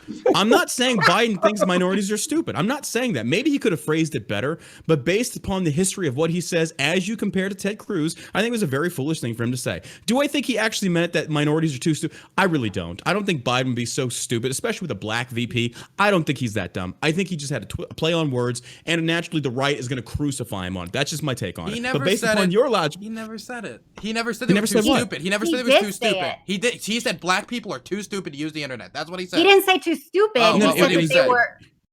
What were they? What did he say? What were the exact words? I want to hear it. I don't have the exact words because it was a 2-minute statement, and people cut out All a little part of it and don't show it in context. Real quick, and okay, that's hold something on. the left should do. That's something You're the right adding do. context, and that's the difference. Yeah, you're supposed to add Okay. context. You have to add context to a I statement. never thought that I'd see a day where Dylan was looking just like a Trump supporter, right? But this had to be like a I Trump know, he better supporter be from a careful. year ago, Because I right? You better this be country. careful I waving love that this flag. country, He'll get and that's why arrested we for need to fund insurrection. Covax, okay? All right, That's real why we quick, fund Covax. while y'all debate this, I'm gonna go find the entire quote of what President Biden said so we can Yes, clarify. please. Just so Right. May we're I? on the- May we're I on the- just real quick? What do you mean? And then Even Go ahead. Dylan, Panel it's- is open. Like I'm gonna go find Dylan, the quote. we- real quick. Chat. Actually, Dan, chat. it's Find me the nice- quote, please. Chat is Nice gonna to hear Dylan regulate join us. The It's chat. nice Chat to will see find the quote. Dylan join my side. Joe Biden ran on president based on the argument that Trump said Nazis were We're good gonna circle people. back. Last night I talked to Dylan about this, and he's like, "Well, technically Trump didn't say that, but let's look at the context." Now all of a sudden he's like, That I Context made a very matters. It's I made an very argument about nice. Reconstruction and its failure. Come on, don't. Like, I'm don't- sorry, my cheeks are starting to hurt from how much this panel is making me laugh. Yeah, this is good stuff. Laughter is good. I spilled every beer I opened on myself, by the way. Just to, Drink. I don't know how they got shook up. Drink. Damn Maybe I'm straw. just a real But anyway, conservative. I just hate to political get back correctness. on Maybe that's the what it is. on the chain of Over things, Empress. right? Like the economic issue, I think, right, in terms of dealing with the home issue, I completely agree with you guys there, right? Like 100, but maybe I'm not mistaken. Isn't this part of the current negotiations as part of the same bill, or I thought this was I part of think the. it's part like, of the I don't think stimulus the bill policy has being actually been negotiated. passed, right? So like, Correct. yeah, I agree. We should get we should get fucking shit out to Americans first, ideally, right? But unfortunately, the way budget resolutions work in our system, that's not usually how things go. People need to agree on the whole totality of the fucking thing. But So like, yeah, ideally, like get those out first, but it doesn't seem like Okay. that's politically So feasible. real I wanna quick, be I have sure- the quote. based on a lot of I have different the things. quote. I So, have like, the quote yeah. real quick. Oh, yeah, sure, go ahead. The full I have the quote. The quote Question. is, not everybody in the community, in the Hispanic and African American community, particularly in the rural areas that are distant and or inner city districts, know how to get online to determine how to get in line for the COVID vaccination at the Walgreens or at the particular store. Okay, I'm going to read that one more time. I'm going to read it one more time. Hold on. Let me read it one more time. This time I'll go slower so I read kind of fast, okay? I love it. Not everybody in the community, in the Hispanic and the African American community, particularly in rural areas that are distant and or inner city districts, know how to get online to determine how to get in line for that COVID vaccination at the Walgreens or at the particular store. To determine how to get online for this But specific why did he purpose. reference? Why For did he this reference? specific Why did he purpose. only reference Well, hang on. Hispanics and To be African a Americans? little bit Because fair to that was Biden the here, specific right? community that didn't know how to As do it someone in who this works in area. human, Raise as someone your who works in hands, raise your HCI, hands. the in topic? particularly focusing on Empress. rural areas, I'd like to comment on this, please. Empress, So, go like, ahead, then we'll pick it up to looking Rob. at this in the best possible light, right? Like taking it the best possible way possible, like being charitable Biden here. He does make a point, right? Which is that A, you have an increasing population of Hispanics and blacks in rural areas.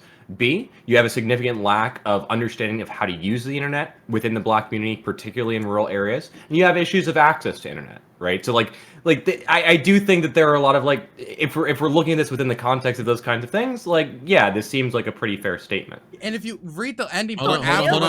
Hands up. I mean, Tiffany, please, sorry. if I'm wrong, eat me apart, eat me alive. Rob, you had your hand up. Then we'll go to Dylan. Don't then say to eat Tiffany. me. yeah. I want to hear Dylan. Sorry, not what I meant. I don't. You're fine. I don't. Rob. I don't disagree. What a Like, let me- proposition. Let me give two takes on this little section real quick. Like, one, I don't want to become what I see so many people on the left and just yell racism. I understand. We should do that because that's the only way the left will stop. But look, I don't want to impugn him as this was necessarily racist. Though I do have to ask this, and Empress, since you're kind of involved in this, don't you think the same would be true of poor rural whites? that they would rural also have whites these tend to have exact. more access to internet actually on average. But Compared when to rural we blacks when and we Hispanics. when we compare for economic level, yes. well, if the data. Yeah, says no, there's that, like then so many big HCI issues in rural communities specifically, and what happens look, and is when I'm you not have gonna even not just on race, right, but economic issues as well, as you rightfully pointed out, things like Medicare and disability status, all of these things play into that. Let So me yeah, say real it quick. is Hold on. We got Tiffany had her hand up. Tiffany, then we'll go to Dylan.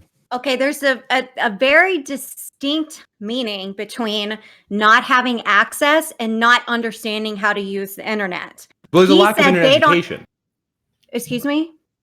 Well, 110%. There's a lack of education on how to use these things, right? Like So- people don't so have you're computers in telling their me home that- in much of these areas.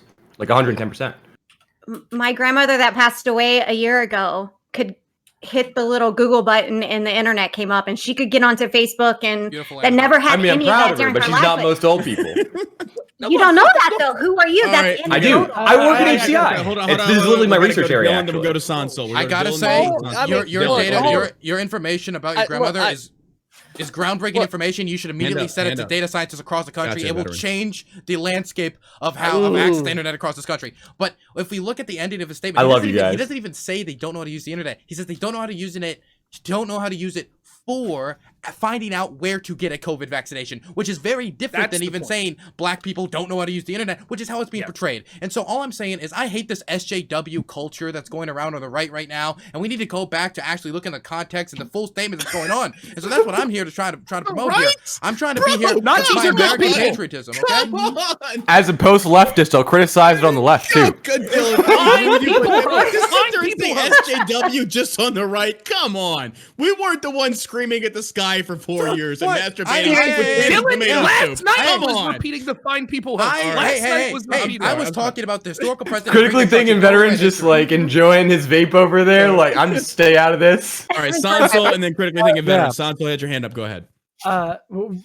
So from what I understand, the topic was originally about Biden sending out money for vaccines. We're just letting I it don't know flow. why we're Just talking- let the conversation flow. Let it flow. So But, far.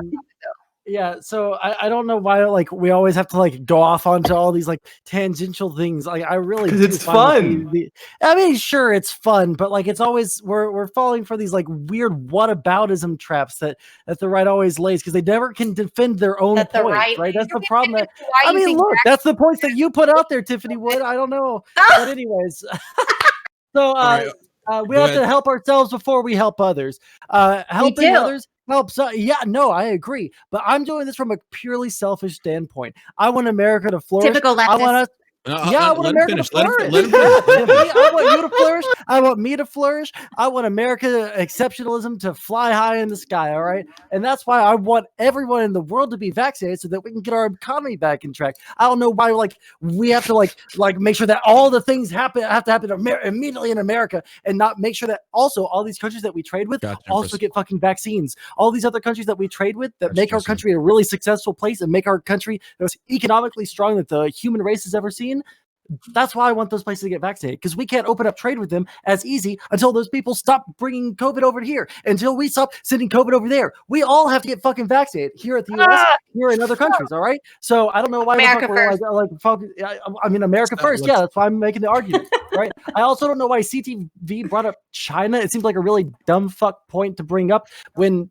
Again, we're not sending vaccines over to China. We're sending vaccines to like poorer countries that can't afford to get their people vaccinated, right? So like China seems like a completely extant country to the entire conversation that we're supposed to be having here. Anyways, The Wuhan we lab go. was a part of that, wasn't it? Hold on. Up No, to look critical at- thinking veteran. No, wait. Critical thinking veteran. The floor is yours. Then over to Empress. Then over to Dylan. I just want to say this as a disclaimer to everybody, right? First off, please feel free to say CTV and make it easier on yourself. I knew that Twitch had 25 characters available for a name, and of course, me being the boss that I am, I had to make sure I took advantage of Every single one. single Child. character, I like right? child. So, Hell yeah. console, right? Why bring up China at all? Because we're talking about the WHO, right? That's where these things are supposed to be being filtered into, right? And WHO's already showed a bias. So, of course, I'm going to bring up China because they showed that bias and they didn't want to shut down business from the start because if they had contained that, there's an argument to begin with. There's an argument to be made that perhaps it would not have been able to get out of China as bad as it did. But because the WHO did not put those constraints in place, and the first time that we actually started seeing some restrictions on travel happened from who?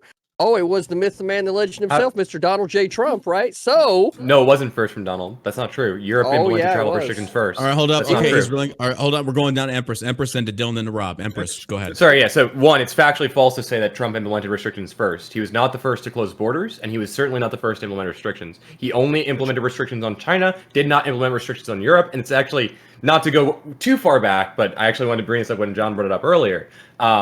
While it is true that he imposed restrictions on travel to China, the reason people called him xenophobic was because he wasn't putting travel restrictions on Europe. People wanted to close the borders, just to be fair, right? Just to be completely fair to both sides here. Okay.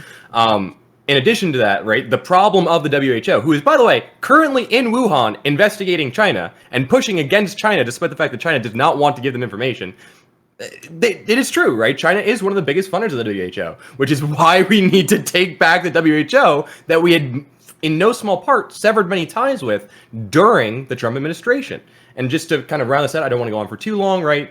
Again, as Sondsol said, the economic argument is solid. It's not just a matter of like who's going here and there between here and there, right, in terms of our economic development. It's also making sure that factories in these countries can reopen safely, right? Making sure that we can restart the, again, right? Like people don't think, right, when you order a computer, where are all those parts coming from? We have raw material mines in a lot of these poor countries, right? You have primary, what I would call primary assembly, right? So the making of certain components that are then assembled in countries like Taiwan, in countries like China, in countries like Japan, in countries like in parts of Southern Asia as well, right? So a lot of these countries who we attribute to being manufacturers aren't actually the sources for the components that they're then assembling and sending to places like the US, places like Germany. We really, really need, right, if we want to get our economy back on track, to have the foundations that, you know, allow our economy to flourish also getting back on track. And the reality is they're not right now. I agree, get Americans vaccinated first, fund Americans first, but these are all parts of the same policy. We need to do both. And I don't think you can have a flourishing economy if you don't do both.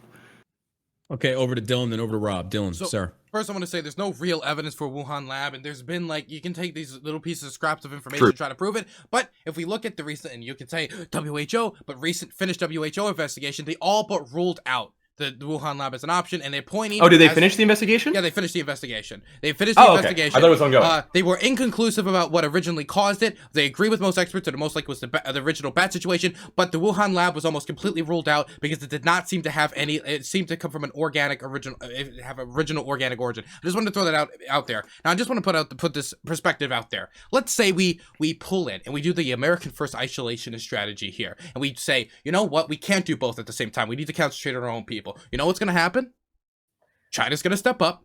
They're going to be the ones funding the entirety of the Covax program. And the same people who are complaining about the WHO being mostly funded by China, they're going to be complaining about the Covax mostly being funded by China, that all these organizations are going to be mostly funded by China, and we're pulling off the world stage. We're pulling out of multilateralism. And then, great for you. You've handed all over the international institutions to the great power, which we currently are challenging in the South China Sea, and we're all supposed to be extremely strong on. Right? Trump's policies of pulling out of the WHO was probably his biggest gift to China he could have possibly given. I want to know how it lives in Fantasyland. Okay, over to Rob, and then down to GSU. Yeah. So there's a lot to say here.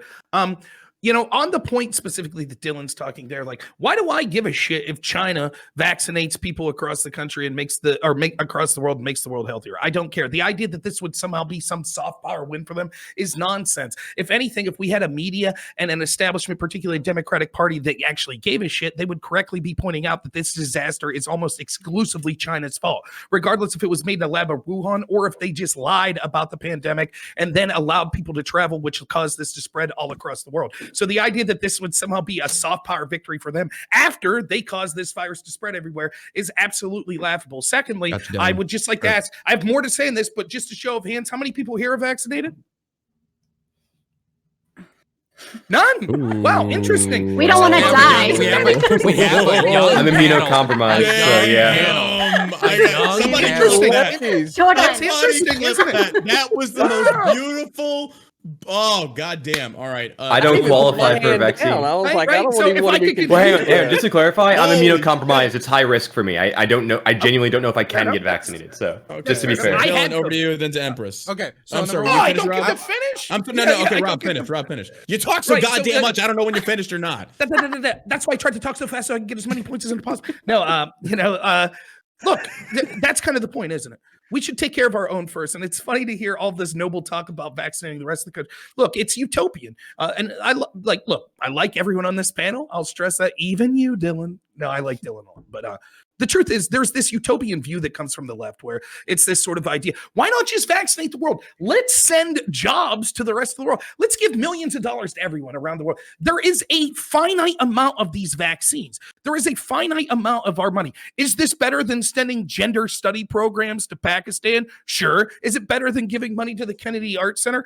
Possibly. But it's criminal that both Republicans and Democrats are focused on all of this other bullshit, including the Biden administration, as opposed to giving stimulus to people that need it because through no fault of their own, but because of government incompetence and corruption, have forced people out of work, and giving vaccines or other health measures in this country. That should be the role of our government. The idea that, it will help our economy to help other states. We literally have states that are still locked down. We have we have food industries and service industries that are at 20% operation right now. So we're going to worry about helping some country across the world instead of helping those people get vaccines right now so that our industries and small businesses could be opened up. This is, again, a theme that goes along with the left, in particular with Biden. It's always America last. Help everyone but Americans, and I'm sick and tired of the shit. Okay, over to you. I'm Amen. sorry. It was Dylan, then Empress, then So Sondsol, personally, and I then would Jesus love Christ. gender equality in gotcha. Pakistan, and I think we should double the funding we give to that program. Hell yeah. True. Secondly- Based as fuck. I love this man. I think we can do both. I think we can help our own country. I mean, let's think about what happens when we promise $2 billion on top of another $2 billion. That's not us hiring staff. That's not the time and effort that puts into it. That is a lump sum that does increase our soft power. The idea that this isn't a soft power move by China. Do you believe China's doing this out of the humanitarian interest of their heart while they're currently putting people in concentration camps in Xinjiang? You think they're doing this because they're nice people? And when I say China, I mean specifically the Chinese government. I don't want to. I want to be very specific. Do you think Xi Jinping has some love for all these countries? Do you think that's why he's doing it? No, he's trying to gain influence. He's trying to build his influence on the world stage. That's exactly what it is. This is literally the 110%. definition of soft power. And the idea that the Chinese government is doing this for whatever reason, it's no strategic intentions, whatever, there's no soft powers intensive, whatever, completely rejects all basis of like any IR theory out there. It's ridiculous. All right, over to Empress, then to Sondsol. No, Empress, Sondsol, GSU. Then I'm going to raise my hand. Then over to Rob. Sounds good. Completely agree with Dylan here. On the front of soft power, right? But there's also the front of spread that someone mentioned. I think it was Rob. No, China's actually not responsible for the majority of COVID spread. They very quickly cracked down in Wuhan and stopped travel.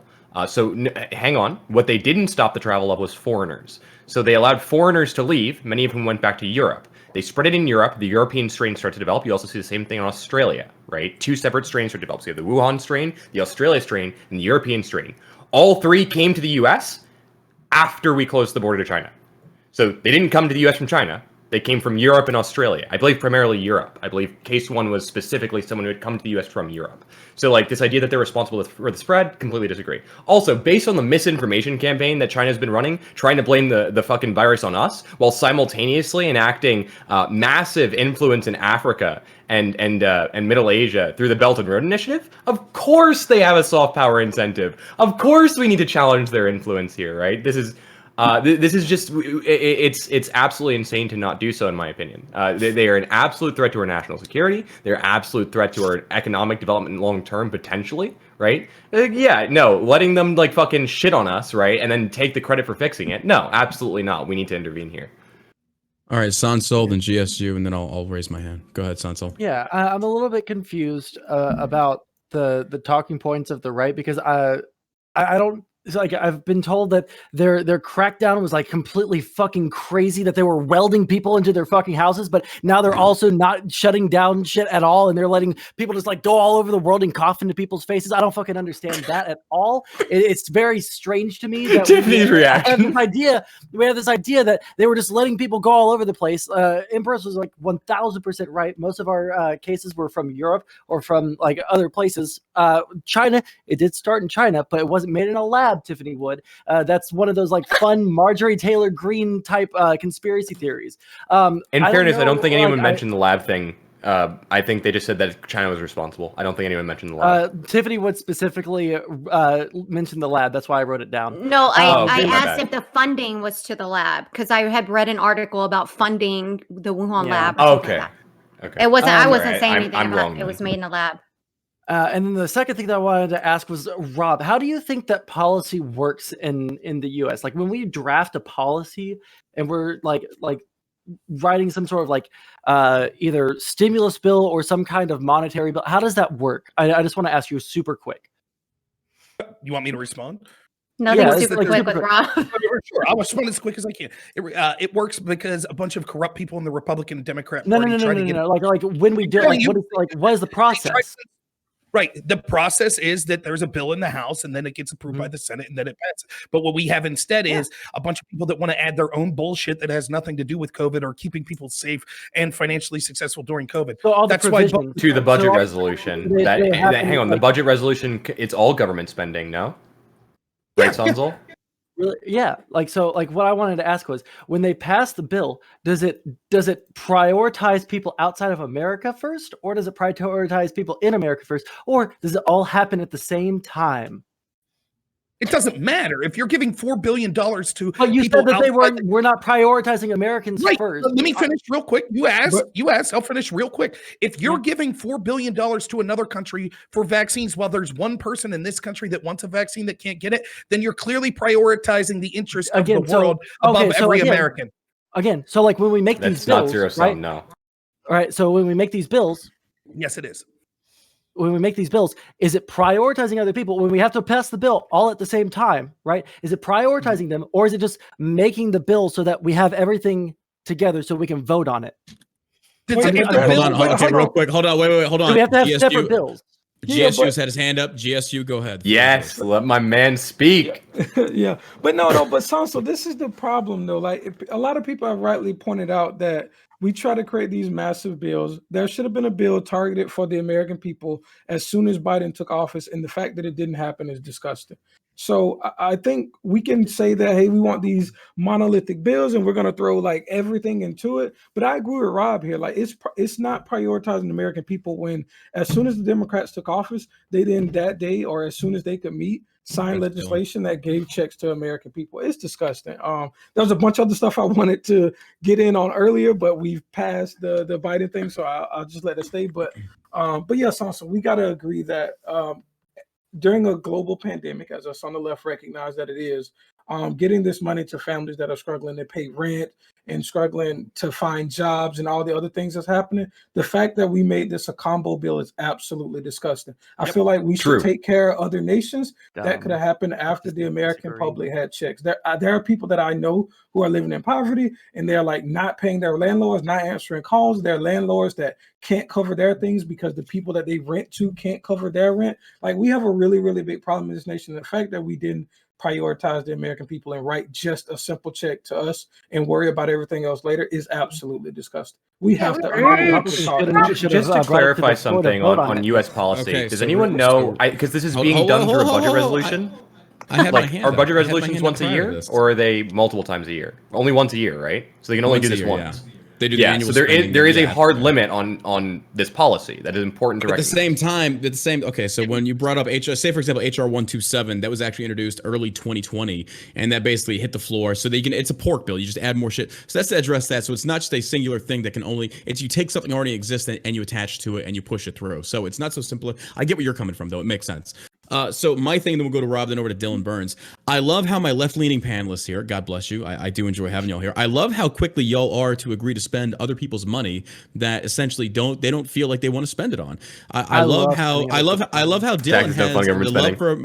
I love how Dylan has the American flag and then the Bernie sign right behind it, which is like directly contradictory. It's a whole, if you're for liberty, be for liberty. That's also including financial liberty. I think like if we're going to sit here and say we should be for freedom, which I feel most of us are here for, I'm tired of these executive orders being signed. And Trump did it too. And this is where people say in the chat that I agree with the Republican. I'm not a Republican. I'm a constitutionalist. I agree with the Constitution. So Trump did it. Bush did it. Obama did it. But now we're seeing Biden do it. And like it's unprecedented. These executive orders are circumventing the whole unprecedented, right? These executive orders are circumventing Congress. So the very fact that Biden pledges to donate $4 billion. Not only in that and of itself, the fact that we are circumventing Congress, the outcome is irrelevant. The fact that we are essentially tipping the scales of the balance of a three-branch government is very worrisome. There's checks and balances there for a reason. But no, I disagree in a sense of saying this is like an optic that Dylan brought up and saying if China does it first, well, then China gets all the glory. I do agree with Rob. If somebody does it, that's wonderful. If lives are being saved, that's great. But do I think that America needs to continue? How much are we in debt to China already? You know, if China wants to step up and vaccinate people, honestly, they should be. They're responsible for this. America is not. Look, you can say that isolationism is a bad thing. In terms of taking care of America first, I don't consider it that. I am not a globalist by any stretch of the imagination, but I do agree in import-export trade. I think that there are many wonderful things that China brings to the table, and they also purchase from us. So I'm not going to be so one-sided in saying that, you know, hey, America's getting shafted on this deal. Like China buys, it's global trade. I am for that. I'm also against tariffs. I'm a complete person saying, hey, let free the goddamn market. Free the market, baby. Let trade flourish. The government intervenes, and that's where the problems actually spawn from. But to talk about what we're doing with China, no, I don't agree with that. I do not believe that America has any type of vested responsibility into being the world police. My God, Sondsol, brother, God bless you. I love your heart is in the right place. I'm not saying that to be patronizing. Yes, I would love to see more people be saved from this. But we've seen lessons of the past. What was it? $7 trillion we invested in the Middle East, involving ourselves in Middle Eastern wars that we had no business being there. I was there. I saw it. We should not have been there. I had to change my mind on that. We have become the world police, and America's responsibility is not to that. Even Thomas Jefferson was not in favor. Like when the French Revolution was kicking off, they were asking Americans like, oh, how did you do this? It's like, hey, you're on your own, Frenchies. We already had our revolution. No, Jefferson was in favor of intervening. You're thinking of Hamilton. Okay, I had that. Oh, excuse me. Okay, it was my bad. Yeah, switch there. No worries. The point still stands, though. I think that America needs to kind of pull back and say, enough. I'm tired of sending American men and women to go die for these countries that can handle things themselves. We can do other things, which we also saw like in the 70s and 80s with like arming the Mujahideen. It's just that America has such this large footprint in the international affairs. We need to knock it the fuck off and let's worry about America for a little while. That's the thing. All right, up to Rob, then to Empress. All right, so I got 3 points. One is directed to GSUs. The second point, the first point is about corruption and foreign aid, and the third point's about soft power. GSU, I'm tasking you with remembering those 3 points. I'll go through these real quick. The first point is we would be remiss to not say that a lot of foreign aid we get ends up being used in corrupt ways, both by the governments we give it to, and second, by corrupt politicians. Benefit like corporations. So what are we going to do? Put Hunter Biden as the board of directors of the vaccine company that's giving this $2 billion so he can collect $100,000 a month or something like that? Second, like I've had conversations with GSU. We disagree on a lot of the politics, but we agree that it's deplorable that the United States government has allowed places like inner city black communities to fall on the hard times that we've seen. How are we going to look at inner city black people and say like, hey, tough shit, you got to wait till the next bill. We got to help people in foreign countries. It's outrageous. It's outrageous. They're Americans. They deserve to have our government looking out for them. And the same is true of rural Americans. The same is true of whatever color you are. We have veterans that can't get health care. That's bullshit. Until all of these needs are taken care of, we shouldn't be concerned about the needs of people in the rest of the world. And I'm sick and tired of a government and an American last policy. And I see that emulated in Joe Biden and the Democratic Party. But the Republicans are responsible as well, that are concerned about other issues. Let me be as clear as possible. I am blaming Republicans as well. When we talked about COVID, the bill should have been 1 page. People that have been locked down and lost their economic livelihood need help, period. People that need medical care and PPE for COVID need help, period. Instead, we're talking about giving money to military-industrial complex people, foreign countries, Kennedy Art Center, et cetera, et cetera, et cetera. It's an outrage. The people don't care about the Americans that are suffering right now, whether it be through COVID or through the policies that's responsible for COVID, like the lockdowns. Third, real quick, on the question of soft power. Again, the point is this. I'm not saying that China wouldn't want to step in to try to get a PR victory for soft power. I'm saying that we could save a lot of money by just illustrating to the rest of the world that this is China's fault. That's the problem. So if they want to try to step in and solve it, then that's because they're the ones who caused the problem in the first place. Empress, I agree with what you say that there are arguments that China locked down a lot. One, that was bad humanitarianly. But second, I put an article that said we even have health experts in the CDC, it's in the chat, by the way, that talk about that we would have reacted differently as the rest of the world if China would have released the information that they knew at the time that the pandemic was spreading about human-human being able to spread human-human and other things like that. China clearly, regardless if this was in a lab or if it was an accident from a food mart, China clearly dropped the ball, whether it be purposely or not, and allowed this virus to spread around the world while withholding evidence that could have really tamped down how much this spread at the beginning of it. So the idea that somehow they could cause this problem, but then the rest of the world's going to be like, thank you, China. Remember, it was the United States that was largely responsible for the creation of the vaccine. It was the United States that was pushing getting this vaccine to other countries and working with countries like the UK. So the idea that now, hey, sorry, US person that needs the vaccine, sorry that needs the stimulus, you can't get it because we need to help foreign countries because we're worried that China will and they'll look good compared to us is laughable. And it's just another excuse for the globalist agenda that's America last agenda. That's how Okay, we're going to go to Empress and over to Dylan. Yeah. Empress, go ahead. So I'll just really quickly, I don't want to harp too much on the American economic side of things, but the Kennedy Center does employ Americans, right? Like part of the reason that we're funding all these different things and the reason it gets so complicated is because everyone wants a slice of the pie, right? Everyone's hurting right now. You have a lot of different organizations within our country. You have a lot of different organizations even outside of our country that employ Americans and have direct impact on American ability to succeed, right? These things are often interdependent. Whether or not you want to be funding arts, I get it, right? Empress, I understand that you might have issues with that, but these people are suffering. I got to change my mind on this. You've actually convinced me. Yeah, I agree because a job is a job. I never thought of it that way, but a job is a job is a job. I actually agree on that. And respect yeah, and I agree, right? We want Americans not to be hurting. Not so much money though.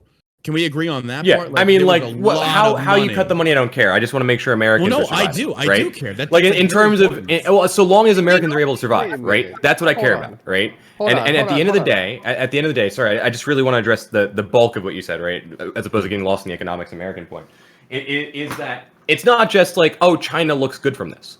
China has been running a systemic disinformation campaign to blame the U.S. for having started COVID-19, for having created COVID-19, for our lack of response being the reason people are suffering from COVID-19. Like, they are going out of their way, right, particularly in Middle Asia and Africa, to blame us for this. If we don't take a hands-on approach to responding, they win. Right? They get their disinformation campaign. They get their political brownie points in Africa. They get their political brownie points in Southeast Asia, right? Like, I mean, like, do we care about that in the grand scheme of things? I don't know. But at the very least, we can't have them being affirmed in spreading this disinformation, blaming us, right? For what I agree with you is in no small part a problem they contributed to through whether it have been through intentional lying or, as the evidence seems to be, a lot of like bureaucracy, internal domestic issues, which they've had for a very long time. Doesn't matter which it was. It absolutely did worsen the issue, right? But at the same time, right, we can't just be like, oh, well, they're just trying to fix their problem. They're trying to fix the problem for political benefit to themselves at our expense, explicitly at our expense. And that's the problem.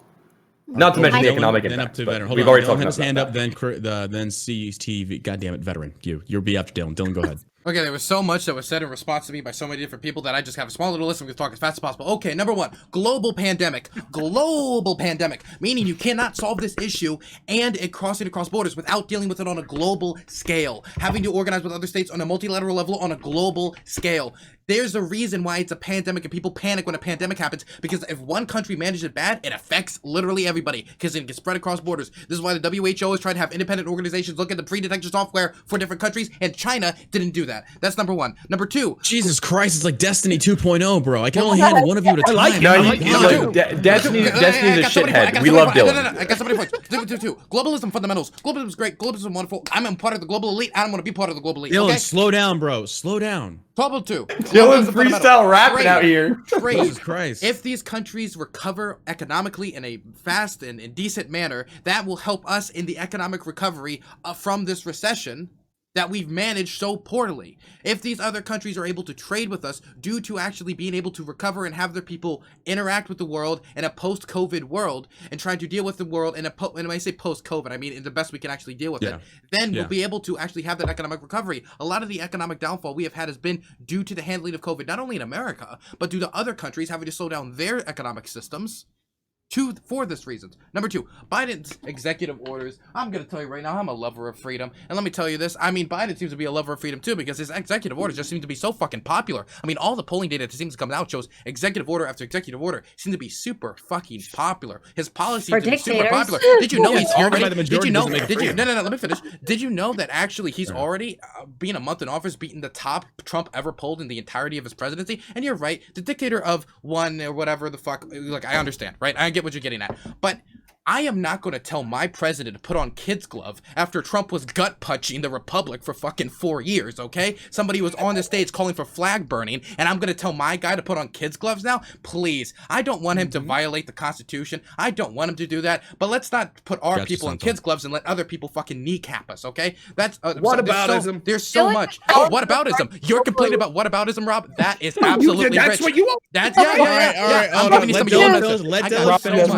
I have so much. And you want to know what? We are a fucking international laughing stock when it comes to COVID. Literally, the whole world is looking at us and laughing their face off at the fact that the entirety of our country is still dealing with all this. It is extremely tragic. They hate them. Yes, they're like, haha, freedom. 480,000 dead. Lamau. That's why we're laughing, right? It's because of the freedom, not the 480,000 dead and people fucking holes in their masks doing protests in Walmart. That's not why they're laughing. They're laughing because they're like, Lamau. I just think freedom is so funny. That's why they're laughing. Not the almost 500,000 of people that's dead and the fucking anti-mask dipshits. That's why they're laughing. And lastly, right, it's so that's much why Florida's thriving. And then lastly, we can pay for Florida's this. not thriving. You know how we can pay for this? Let's reverse Trump's tax cuts. That's a great way to pay for this. But I would also like to throw out there one last thing, because there's so much I could fucking do. I have so many fucking notes here. But the last thing I like to say is we've tried to make it China's fault, yet we failed. So obviously we need to try a different strategy, and I think that's by being an international leader on COVID. Okay, there you go. Over to you, critically thinking veteran, then to Sondsol, then to Rob. Pass me the bong, veteran. I need it. You know, I hear you, right? So because this is the first time I've spoke during this thing, right? So I've been listening to everybody, lots of energy in the room, right? I feel like that at this point, perhaps we should segue a little bit into maybe actually being able to solve all of the particular problems that you guys have been talking about, right? We need a reimagining of the American system back to what the founders intended, where the states were the ones. You didn't even get to say anything. I missed 2 points there. I had so much written down. Should have been, right? The single failure point of the CDC at the federal level should do nothing but open everyone's eyes to the fact that we need to be doing these things inside of our states. The other thing that needs to be included with that, especially with regard to how we have become so invested in all the other nations of the world without them actually being states under our federal government, right? The fact that our forces can be forward deployed and be there for decades upon decades without that land not actually being a state of the United States is somewhat problematic, I think. I felt like that as I was reading the Constitution, that I would imagined that if American military forces were going to be stationed on a particular piece of ground, that ground would be a part of the United States. So imagine, rather like after World War II, when everything collapsed over there, right? We didn't ever station our forces over there. And that if the people there voted themselves want to be a part of the United States, that now we have land, and the ideas of freedom that we hold dear actually started to be able to be voted on by people so that they could be accepted as a part of the union, so that our military forces could be there in order to protect those people that voted to be a part of our system. This is where politicians over the years have corrupted this idea, right? And because slavery was not stamped out from the very beginning of this Constitution, it allowed a certain evil inside of it, right? So understanding that that's the quote unquote American utopia that we would want to try to get to, how do we get there from where we are here? I got to interject something because we're going to go to Sondsol then to Empress. I feel like going from Dylan to critically thinking veteran in terms of like speed of verbiage is like when you adjust the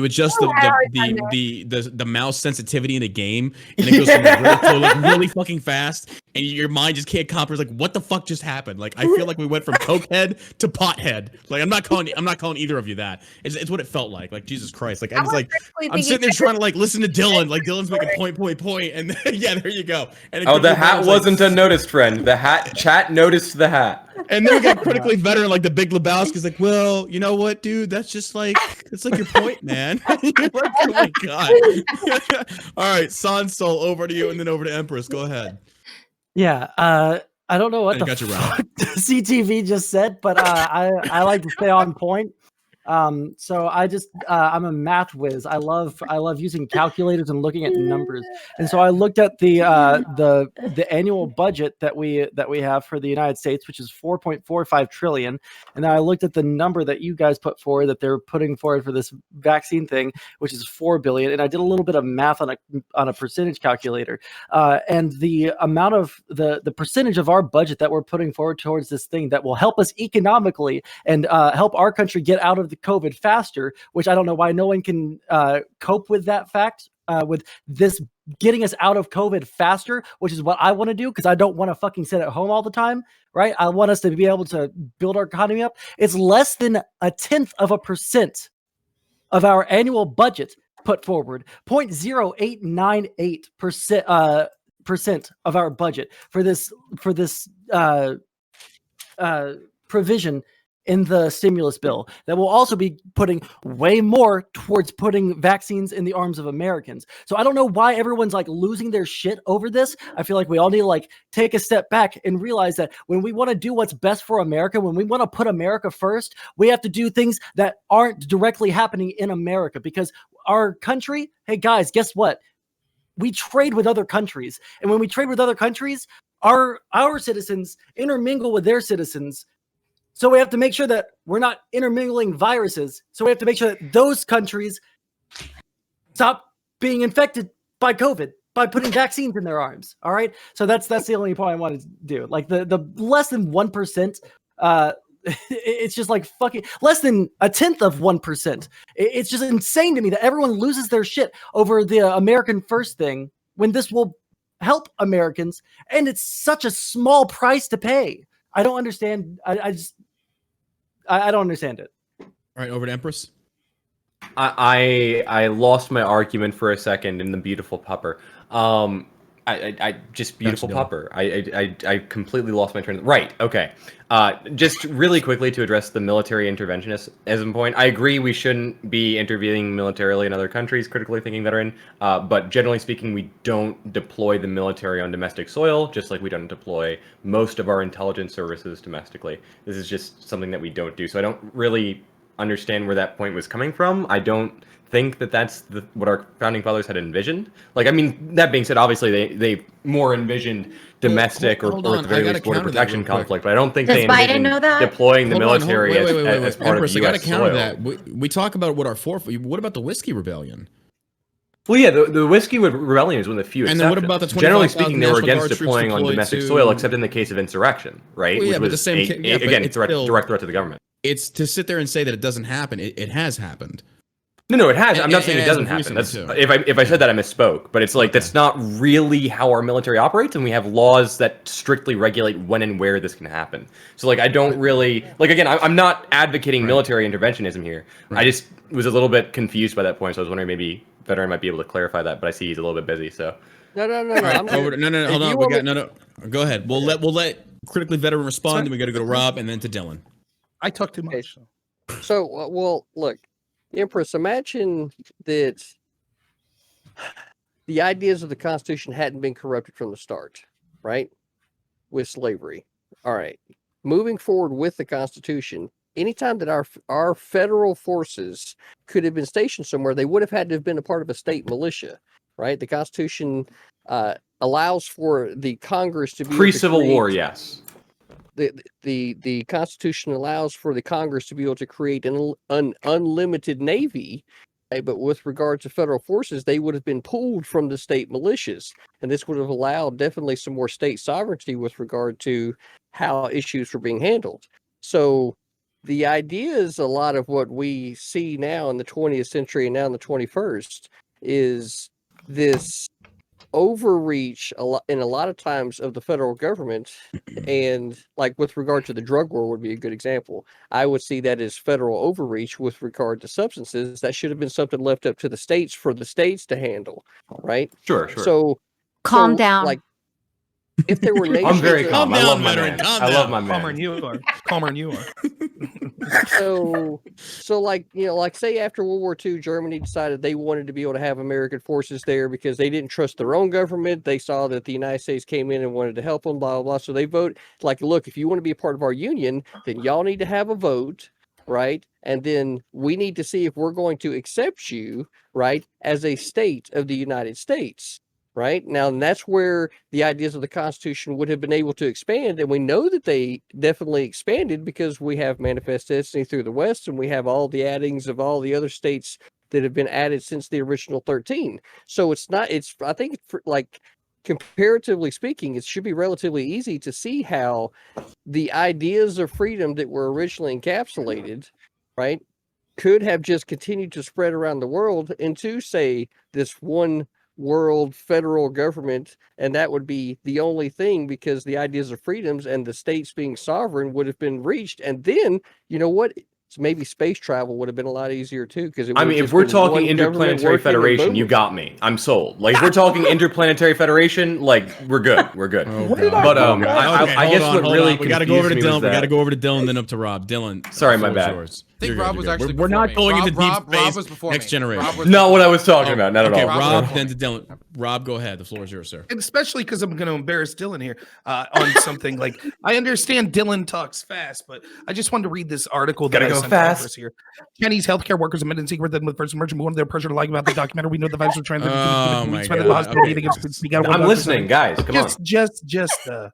Now that's stupid. We used to do that in policy debate. But I could follow you, Dylan. I thought you were doing just fine. It's how you have to do it when you're doing forensics, right? That's right. That's right. In policy debate, that's how you had to do it. Yeah. Yeah. So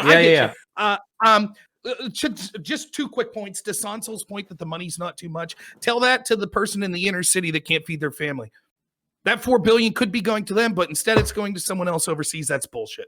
This government is to support the people of this country, and it is zero sum. That's the truth. The truth is that we don't have infinite money, and when we're giving money to people overseas, particularly when oftentimes that foreign aid that goes overseas actually goes right back into the pocket of these rich politicians and their corporate lobbyist owners, I'm tired of it. Help this country first, period. Saying, oh, no, we got to give billions overseas. It's not that much. It's only $4 billion. Let's give it overseas. Eventually, that'll kick back to us. Sure, it'll kick back to the wealthy business owners that want to do trade with those countries. What's that do for the poor person trying to feed their family?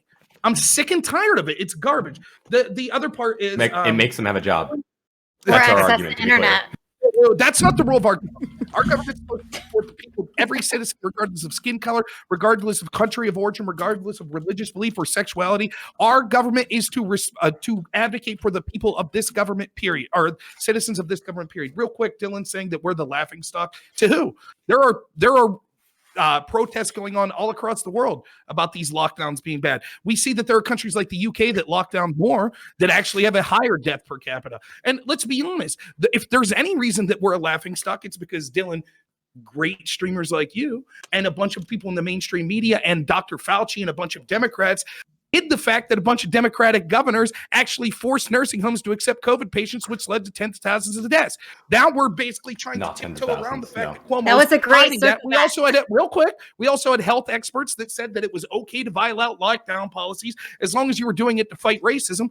policies, lockdown orders, which I could be mistaken, but maybe some people on this panel decided to violate themselves. So it's real funny when I hear about people talking about laughingstock that thought that they were smart enough to violate the very lockdown orders that they're saying the rest of the world is laughing at us for not following. Just think that that's humorous. That's all. Very humorous. Really quick interjection. I don't think there's any correlation between levels of protests within a city and R naught values in that city, which is the measure of contagiousness of COVID-19. I may be wrong, but I have looked at the numbers on this previously, and I haven't seen a correlation. Okay, I gotta like state by state and city by state. So like if you have the evidence for that, I'd love to see it. At me, I just got stabbed. Okay, so I gotta pull out the knife. Oh yeah, for sure. I just wanted to help you out, brother. One blow at a time. I didn't even finish all my points last time, so I'm gonna go back to the points I didn't finish last time. Oh hell yeah! Here we go. So Rob, you said proof of corruption and da-da-da-da-da. There has been no proof of corruption in Covax, and any claims about that should be proven by evidence, okay? If you have evidence of proof of corruption in Covax, send it to me. I've been trying to follow Covax very carefully. It's something I've been a huge advocate for. I've seen no proof of corruption in it. If you can send me proof of corruption, and specifically Covax, you can say international organization, the globalists, I don't know, the fucking any group of people, the Hunter Biden, took I don't know, 20 billion from like Xi Jinping and fucking in a back street, like behind a Wendy's. I don't know. But I'm talking about Covax right now, okay?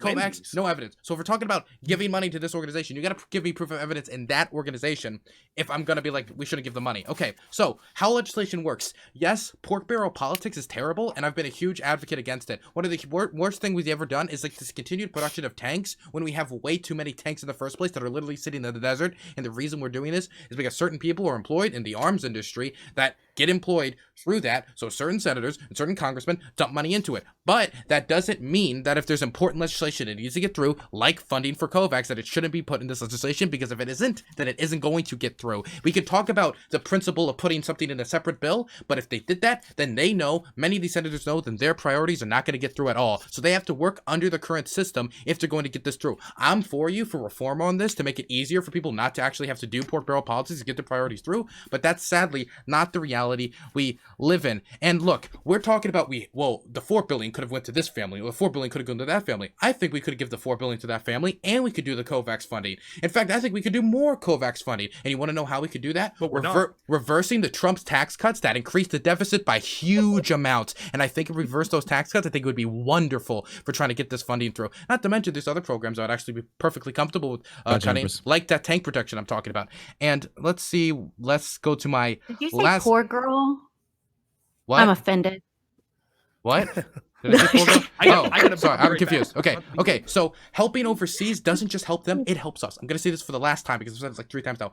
When you stabilize in a country so that its country can go back to economic normality, then the trade will increase. And we can pretend trade doesn't help working people and it only helps the rich. If I make a car here, I would like to be able to send it overseas so somebody could buy it. But if the economy shut down because of COVID, then they're not gonna buy my car, and you're gonna lose a job. A lot of the job loss in this country wasn't just shutting down this country. Was other countries shutting down and not taking global trade chains. This actually hurts us. We are a consumer-based economy, and when you shut everything down and you can't take in consumer goods, that's going to hurt a consumer-based economy. Okay, and last thing, I can support one law and not support another law. So if I don't think one COVID restriction law makes sense, I'll oppose it. If I think another one makes sense, then I'll support it.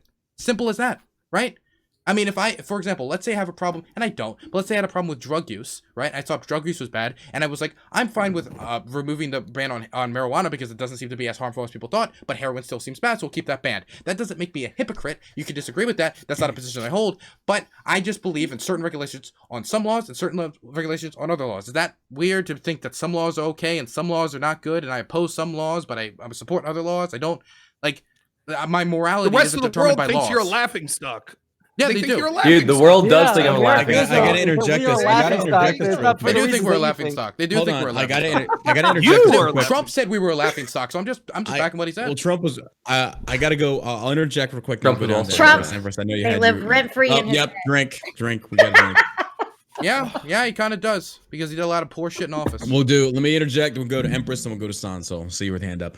All right, so real quick, Dylan, I don't necessarily agree with your points there, but to sit there and say that we're a consumer-based economy, how are we actually going to help out these other countries when our economy is crippled and people are actually jobless to purchase said products that are importing for sale? Again, I understand this, that to help world trade, I get it. It's not just one-sided there. But if our American consumer base is broke, jobless, how does that trade actually occur? It doesn't. So stabilize the American economy. It's a step-by-step process, like right here. So first of all, let's deal with COVID. Let's deal with the economy. And then we can talk about dealing with these other countries. To sit there and stabilize other economies. Look, I hate to say this. Well, actually, I don't. I'm proud to say this. You get what you elect. So if these other countries elected shitbags or they didn't overthrow these dictators, they got to deal with it. America has no interest in that. It shouldn't. You deal with what you elect. Secondly, those tax cuts that you're talking about, me as a small business owner, benefited me greatly. My employees took home more money, which they can turn around and invest into local economy, which supports small businesses. So to sit there and say the tax cuts just favored the rich, no, it didn't. It favored many people, myself included. I was able to pay my employees more. They took home more of their money. There was actually less taxes taken out of their paychecks, which was wonderful. So do I sit there and say that, it's just the rich? That's why Democrats, you always love targeting the rich because the rich are easy pickings. But bring it down to middle to lower class, suddenly you're silent on this. The taxes also benefited us. Do I think that, and this is the other part, the very same tax loopholes that Democrats love going after Trump for, this is not a left or versus right issue. This is a government issue. These same tax loopholes were created by the very same government that was demonizing Trump for utilizing them. This should not be pinpointed on one person. So if you have a problem with Amazon or Trump or any of the other organizations utilizing these tax loopholes where states incentivize through tax incentives, whatever you want to call them, I'm buzzed. You get where I'm going. Then blame the government that created this. You can't sit there and accuse and be pissed off at Trump for utilizing a loophole that the government they themselves created. And by the way, that's a government made up of left and right. So that's my point there. Yeah, I get what you're saying. We need to help out these other countries to stabilize the entire global economy. No, America needs to focus on America and then turn around and then we can help out. So I agree with that point there. We'll go to Empress and then back to you, Dylan. I'm sorry, it was Empress, Sondsol, then back to you, Dylan. Okay, Empress, Should we do closing? Yeah. So I'll try and make it quick because I don't want to get in the way of this beautiful back and forth. But on the first hand, I just want to say, because I think Dylan and I have both reaffirmed this point multiple times, rebuilding the local economy is in some ways contingent on building those economies. We exist in a world of global value chains, right? The products that many local businesses are using are not created in the U.S. for the services that they're rendering to Americans, right? So I agree with you, right? We should focus on rebuilding the American economy. This does, to an extent, right, require investing in foreign economies. We are a big country. We are 1% of the world's population. We control 20% of the world's wealth. We do a lot of spending. We do a lot of consumption, right? Both luxury and subsistence. And a lot of that luxury and subsistence consumption is contingent on raw materials coming from outside the U.S., right? That's just one example, right? But leaving that aside for a minute, because I feel like we've beaten that to fucking death. Just got to go on a little bit of a thing that's been really frustrating me this whole time. Taxes do not fund government spending.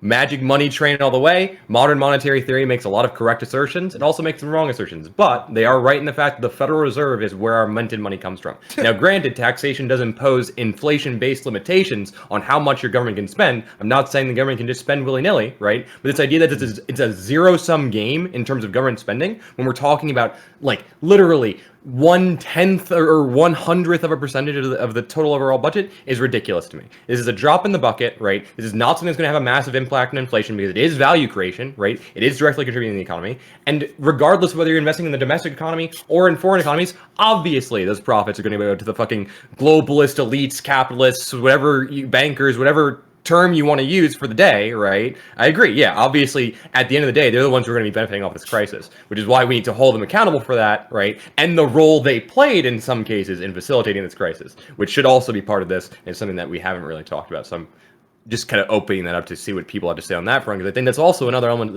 of this kind of policy discussion, right? Not just, hang on, right? There are businesses that were actively, facilitating transport of people between the United States and China and Europe and China, who they knew had COVID-19, right? Who's holding those businesses accountable, right? Who's holding the businesses like freaking, not to pick on Elon Musk, I own my Tesla, I love my Tesla, it's great. But the guy's a bit of a schmuck sometimes, right? And yet his plans running in California, right? Hiding the fact that some of his employees were getting COVID-19 from other employees, having the fucking virus spreading in his factories, right? All under this, legal exception where he was like, "Oh, we're a solar panel plant, so it's okay to stay open," despite the fact that this particular plant was barely producing any solar panels. It's like, yeah, like there's a lot of different layers to it. The classist element is certainly important. The race element is certainly important, right? I don't want to be dismissive of that, and I think we kind of like may have glanced over that a little bit in this conversation. So I just want to tie that back in. All right, we're gonna go over to Sondsol, then up to Dylan, then we're gonna go into closing arguments. Sondsol, over to you, sir. Yeah. So I don't know. It's really weird to me to have gotten into the Twitch politics space and like online politics, because when I was watching politics before I started streaming, conservatives would always say people on the left just don't understand the economy. People on the left just don't understand the economy. But the second we start talking about how trade works and we talk about modern monetary theory, everyone on the right starts losing their shit and talking about like fucking high school economics level shit. It is fucking insane to me, because if we don't help countries on the outside of our on that part of the supply chain, everything else is fucked. I don't know like how else to like bring this up to everyone in a way that makes sense to you. It's slightly above high school levels of economics though. We have to be able to work with other people in the world. I don't know what else we can do. I like the fact that we're a powerful nation. I love the fact that we are very wealthy and we can do a whole bunch of shit. If we can spend less than 10% of a 1% of our spending bill to get us out of COVID on another country so that we can have better results here in the US for people, so that we don't have a whole bunch of people unemployed, I want to do that. I don't know if you guys just like it when people can't afford to pay rent and shit, but like that's just me. I don't know. And just to y'all's point about the tax policy and stuff, I'm fine with reforming the tax policy. I think that would be great. I still think that we should increase the taxes on the rich, but I don't know like why we were talking about tax policy in regards to this. We're just talking about like the government spending. I believe Dylan had brought that up. That's where, to answer your question, Dylan had brought that up. Yep. All right, Dylan, up to you, sir. I've Dylan, learned up so to you, much and then from we're going to Rob close. Okay, so oh no, the left irritating the left. We're gonna clip that. Okay. We're gonna clip that. Okay. Look, our economy is crippled, and that is true. But it will not recover unless there is a worldwide rebound. The amount of trade, the amount our nation relies on trade to survive as a modern nation in the free marketplace, which you agree is a good thing. You agree with free trade. So I don't understand how it's such a hard concept to like grasp, that the idea that other nations economically struggling and unable to buy our products, or are us unable to buy their products that they produce, is going to hurt us economically. Look, I understand concerns about helping Americans first because they're your neighbors and you love them and you care about them. But we're talking about a $1.7 trillion economic plan that we're proposing for the stimulus. We're talking about other stimulus that was already trillions of dollars on top of another $900 billion stimulus. And you have all these stimulus packages, and this is $4 billion. $4 billion.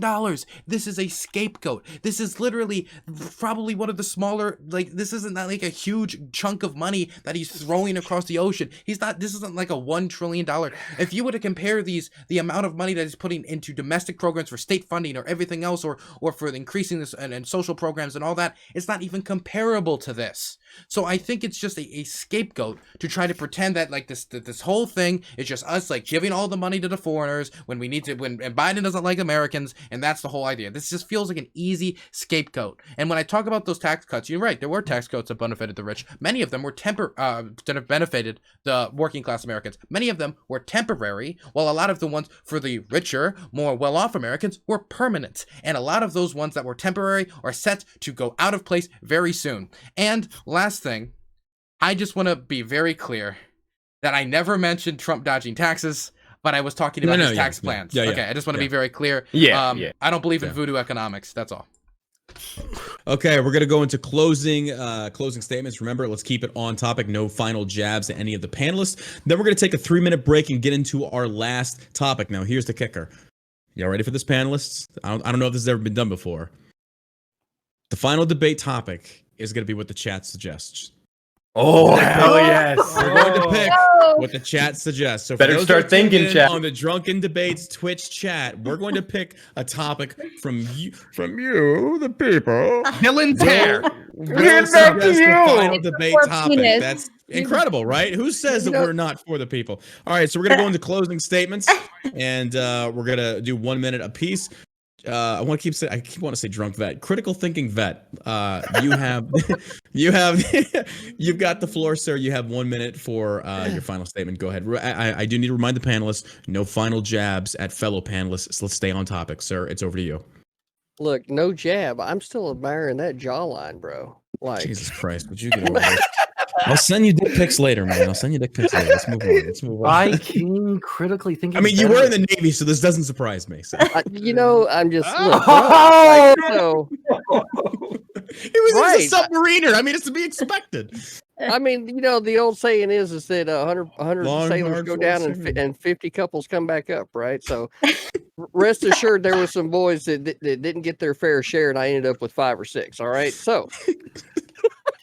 I love you, man. I love you so much. That means he loves you in the Navy way, too. The Navy way. Man.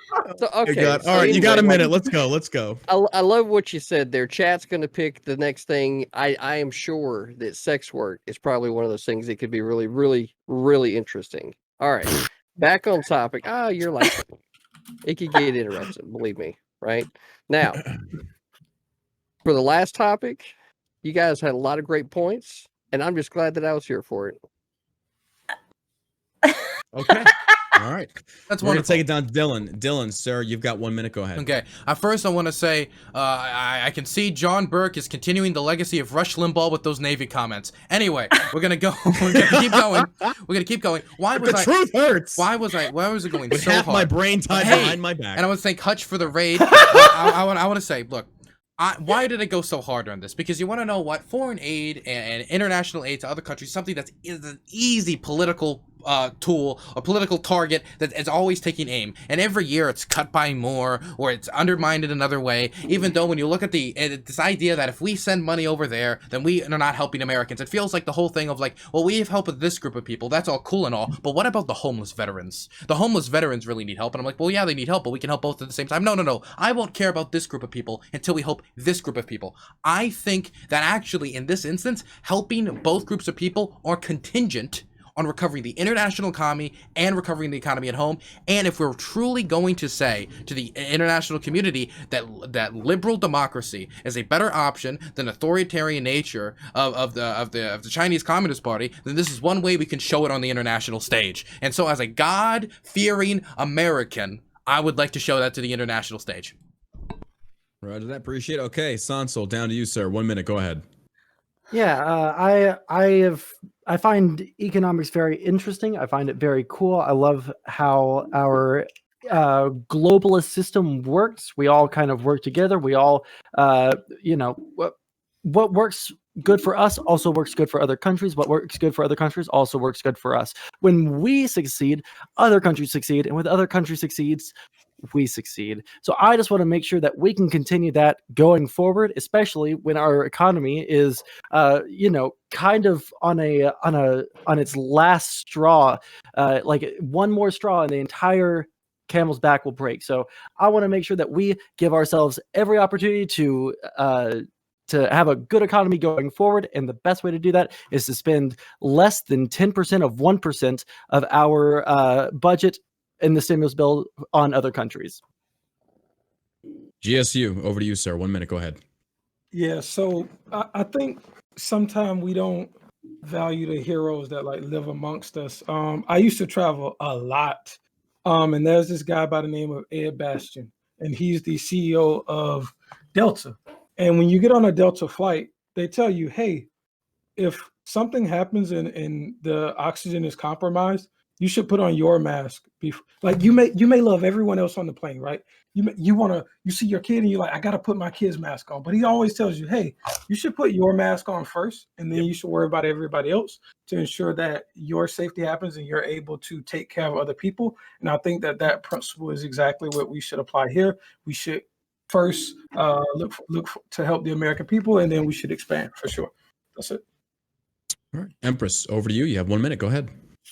If the American people were experiencing hypoxia, I might agree, but the American people are experiencing a downturned economy.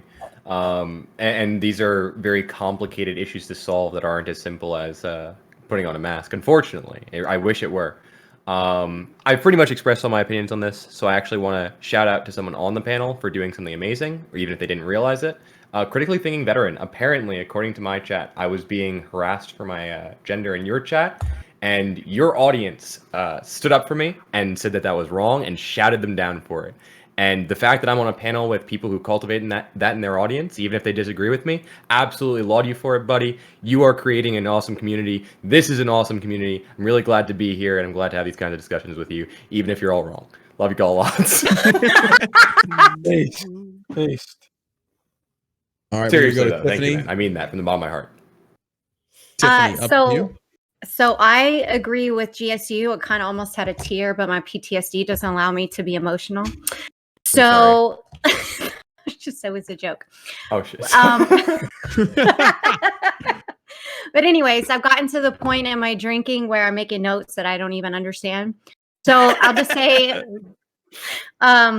America first. I think that you cannot help anybody else unless you're on your feet first to be in a position to help them. I think that we should spend our money here in our country first. Secondly, my therapist tells me that I shouldn't worry about what anybody else thinks. So who the fuck cares if what everybody else thinks about us? Like, do you, America, do you? That's all I got to say. All right.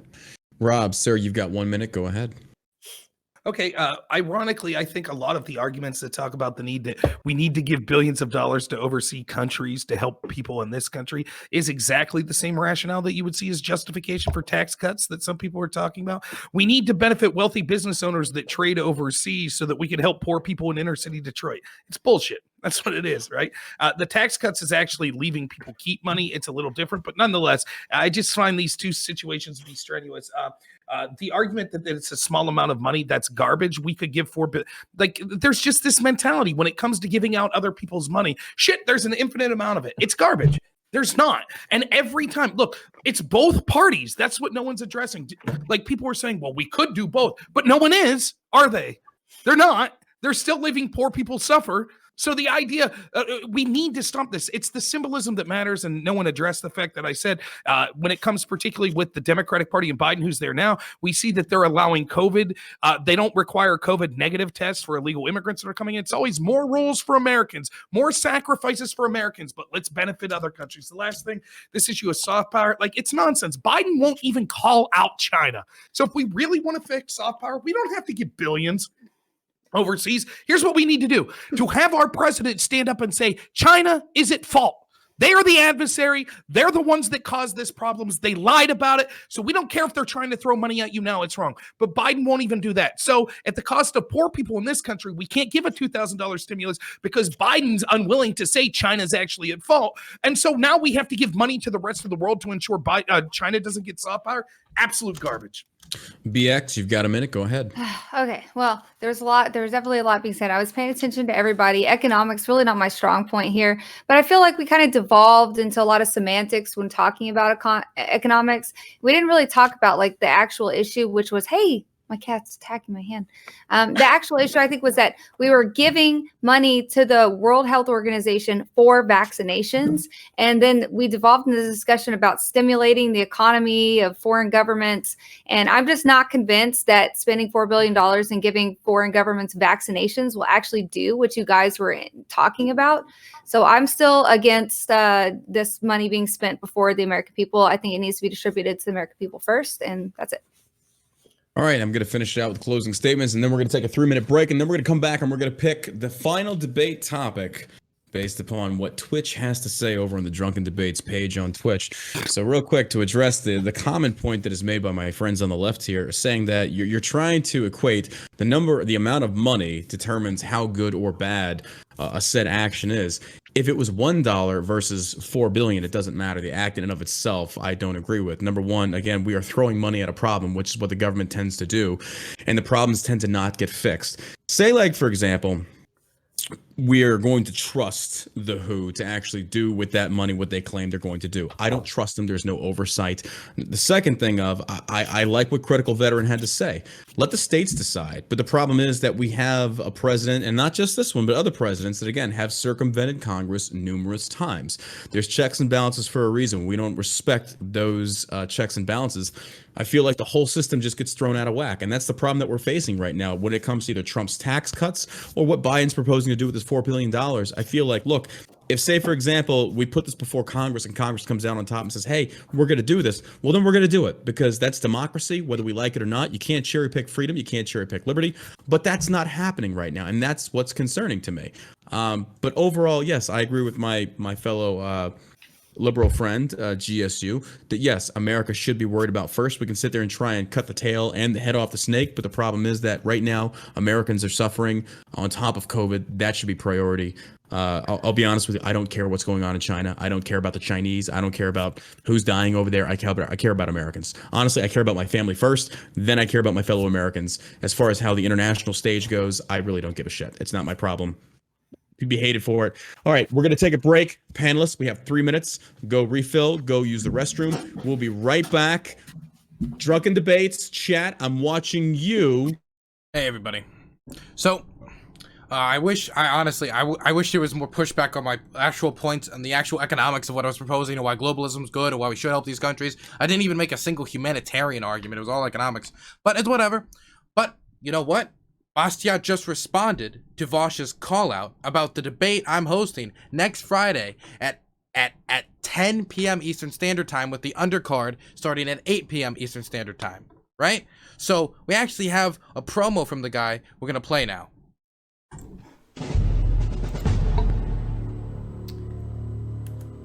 Viewers, streamers, and contributors to the greater Bastiat community, we are about to embark together upon a great crusade, and the eyes of the world are upon us. The hopes and prayers of people who believe in free markets and free people everywhere who believe in capitalism. March with us. With the help of our brave allies, we will challenge the foremost socialist on the internet today, or at least the foremost one with any real content, to a contest in the marketplace of ideas. We will be the rampart against which his rising tide of socialism shall finally break. Our task will not be an easy one. Our opponent is well-trained, well-equipped, and battle-hardened. From innumerable debates, Vaush will fight savagely. But we, the heirs of the centuries-old tradition of liberalism, still the most revolutionary idea in the world today, have righteousness and truth on our side, and I have full confidence in our courage, our devotion to freedom, and our skill in the contest of ideas. We will accept nothing less than complete victory in next week's debate. And so to us I say good luck, and let us ask the blessing of Almighty God upon next week's great and noble undertaking.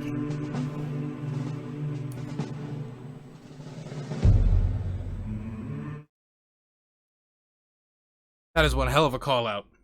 The audio mixing could have been a little better, but that was one hell of a call out. So, I guess my earlier assertion of Bastiat being a coward and unable to respond to Vaush was inaccurate, and it looks like they both want this belt right here, which they are going to be fighting over. They're going to be going toe-to-toe on the issue of capitalism versus socialism next Friday at 10 p.m. Eastern Standard Time. It looks like they got a little chutzpah, and they're going to be going toe-to-toe on this, and it looks like they're both eager and ready to go at each other's throats. So you got to tune in here at 10 p.m. Eastern Standard Time, 7 p.m. Pacific Standard Time, and at 8 p.m. Eastern Standard Time if you want to see the undercard. A hell of a show, and one of them are going to be walking out with this belt as the inaugural Hippy Dippy champion, the first ever to hold the belt. One face, one name, one champion of Twitch politics, one champion to hold this belt. So I'm excited for it. I'm excited for it. Ooh, gonna be a hell of a match. I've seen this comment a few times. We're going to make it the final debate point. It's going to be a lighter debate. We don't have a lot of time. I want to end this relatively soon because people have things to do. federal legalization. Oh my Jesus! Oh my God! Oh God, we're already there. Drunken debates, ladies and gentlemen. The federal legalization. I just want to say, federal and state level legalization of marijuana. Real quick, show of hands. If we're all in agreement, we will not debate this. If you are in favor of legalization of marijuana across the board, please raise your hand. What about all drugs? Oh, all drugs. What? Yeah, let's go. Let's go that far. What about all drugs? It's spicy. Okay, so Tiffany Wood, you are against it? Of course, I was a DEA agent. So I was boots on the ground. So I have a lot of anecdotal. He knows how dangerous weed is. I kind of feel like this is going to be. You don't know. No, you don't know the dangers. Let the DEA agent tell you. It's going to be way. No. Let's not do it. I've overdosed on weed like 5 times. Okay, I know the dangers, and I'm fine with them. It shows. It shows, Sondsol. Yeah, I know. I'm going to be my poor little brain couldn't handle much, but I'm still. I overdosed on weed, and then my gender changed. What do I do?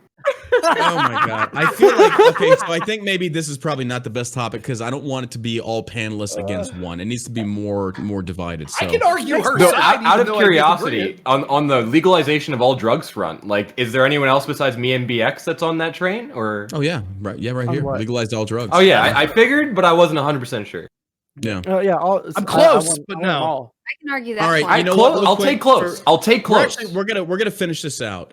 Tiffany, go ahead and explain your stance, and then we'll debate this final topic. No, because we're going to end with a light topic. I want to wrap this up because we have a lot of things to get to on my own channel. So, Tiffany, go ahead, explain your policy on why you are not in favor of the legalization of marijuana. So I'm not in favor of legalization as far as recreational. I'm in favor of legalization if the FDA. What most people don't understand is that the DEA does not. We're an enforcement agency. So the enforcement agency only enforces what laws are on the books. So the FDA is actually the ones that come out and say, hey, this has medicinal purposes, this doesn't. They have come out and said, weed doesn't have a medicinal purpose.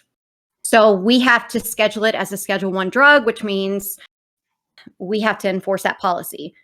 Now, a lot of states and even the federal agencies have come down and said, listen, the AUSAs are like, we're not prosecuting that unless it goes across federal lines. And then it has to be a shit ton that goes across federal lines, et cetera, et cetera. Now, what I will tell you, what I have seen personally, and we talked a little bit about this when we went off air, is that the THC level that is in the weed now, because it's manufactured, it's not all grown like you see or like that they want you to believe. It's all manufactured. They spray it with a ton of pesticides and all this other crazy stuff. It raises the THC level to, right now we're at 40-ish, 43%, which is very different than what the THC level was a while ago in the 70s, 3, 4, 5%. What I have seen it do to communities is it absolutely destroys the communities. It will send people into seizures, things like that. If there's this, it's on YouTube. It's called The Chronic State of Colorado, I think. It's pretty interesting if you watch the economics of what happened whenever they legalized marijuana, as far as recreational purposes, not just medicinal. I'm for medicinal. I am not for recreational. And you'll see how it completely collapsed their economy and what they ended up having to do. None of it went back into the state's funds, right? None of it did. I worked a case here in Arizona where a guy he brought in $6 million. $6 million. Okay. Guess how much taxes that he paid after I went through all of his bank statements? $2,000. The whole premise to that was they're going to give back to the community. We're going to give this back to the community, et cetera, et cetera. None of that money went back to the community. It went back and lined his pockets. So if you want to legalize it, aside from what you see happening on the streets, aside from the dabbing and et cetera, you have got to have better regulation. In the state of Arizona, which is fairly large, there's 4 people to oversee the entire state. They're not law enforcement friendly whatsoever. It's hard to get anything out of them. That's my stance on it. Like, if you want to legalize it, you've got to have better oversight. And I'm assuming the libertarians are going to go after that. I've already got it in my mind. Like at the wheels are rolling. Like, oh, here we go. I saw it.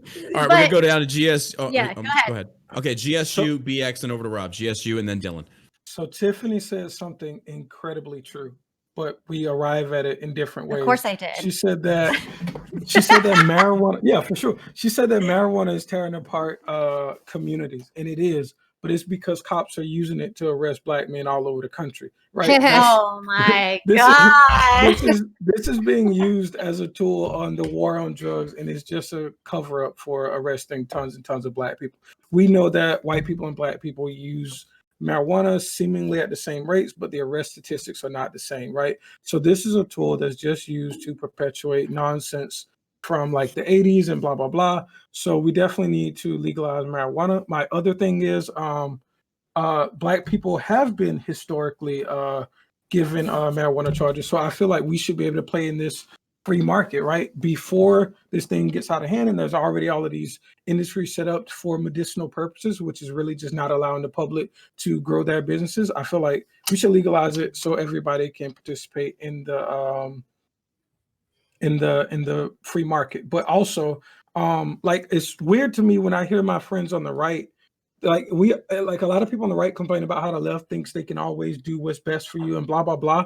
But marijuana, which doesn't have as many, like, we look at the effects of alcohol on our society, number of drunk deaths, the number of like violent abuses in marriages, blah, blah, blah, all of the problems that alcohol creates, to act as if marijuana would be worse or not less is flabbergasting to me. So I feel like we should let people do the drugs that they want. There's going to be repercussions and their lives are going to be on the line, but I don't think it's been demonstrated that marijuana is this such dangerous thing that it needs to be illegal. And I think the amount of violence it's causing in our criminal justice system is disgusting.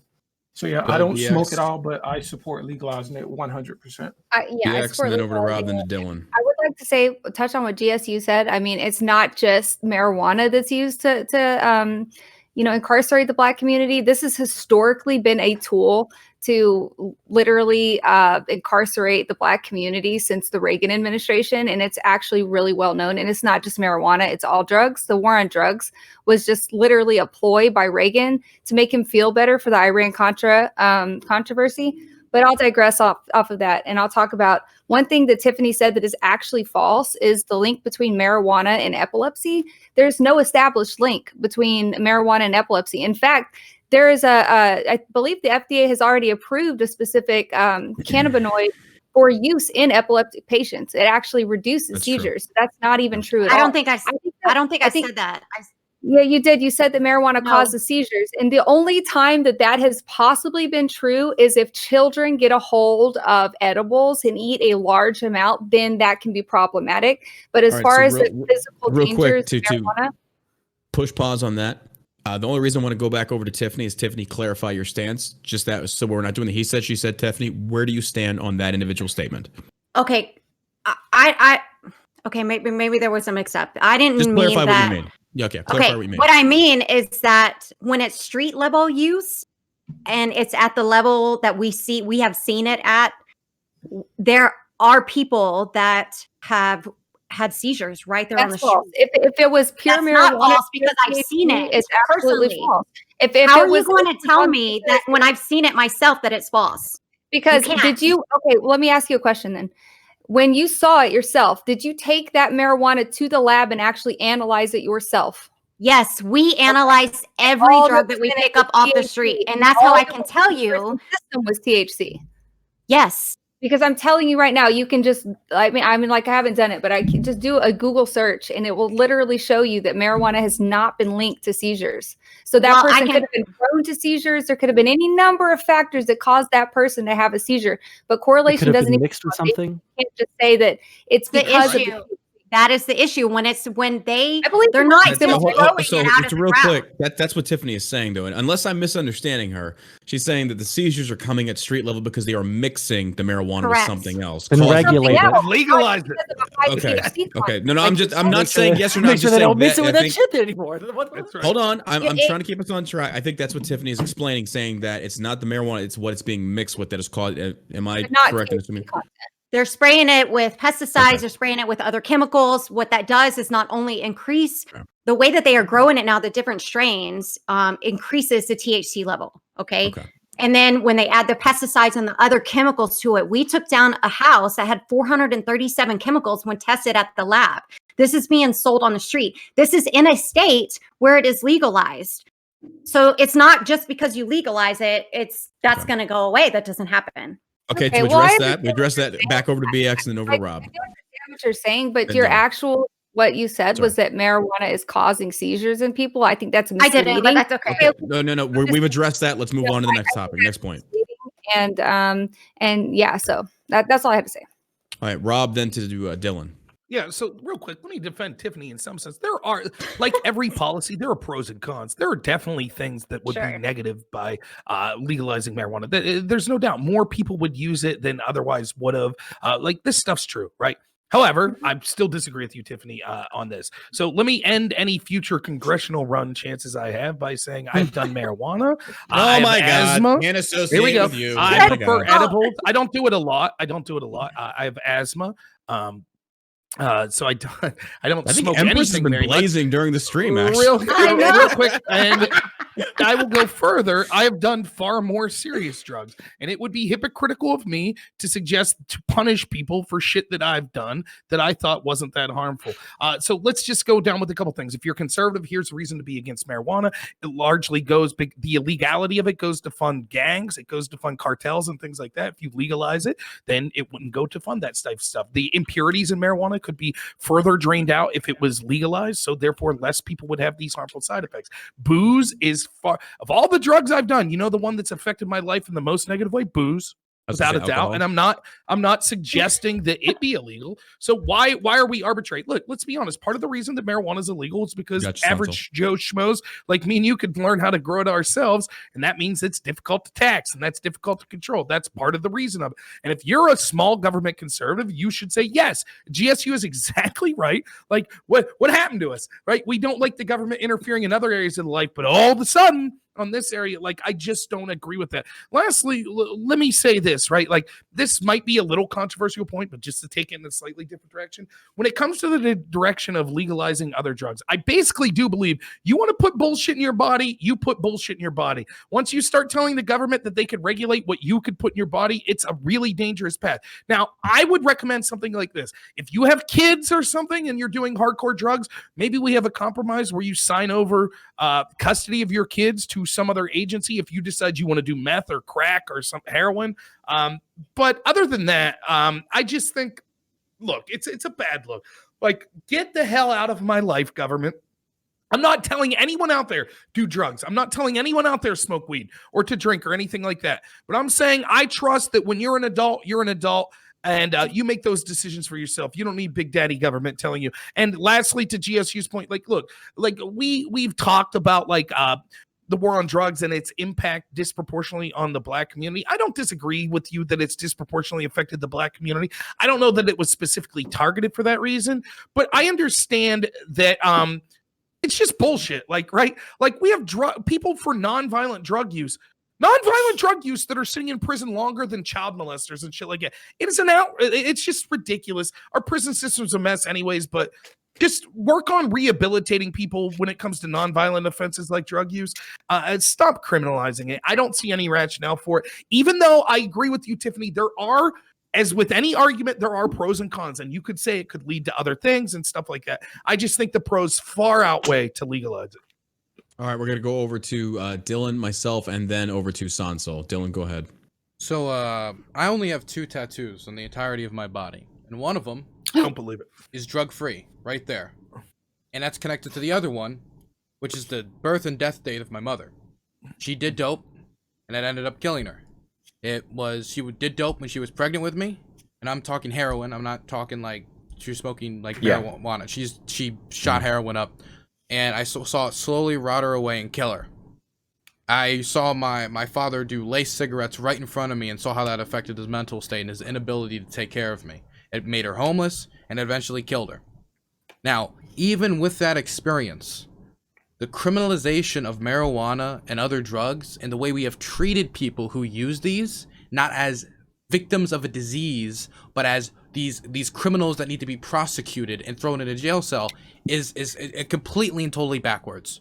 If somebody, I see that addiction as a disease that murders and destroys and kills and tears families apart. And I think the way our government deals with it, by just taking these people, calling them like the undesirables and throwing them in a jail cell like was done to my mom, that didn't help her whatsoever. It just put her around people who knew how to get that shit better and knew how to get that shit into prison.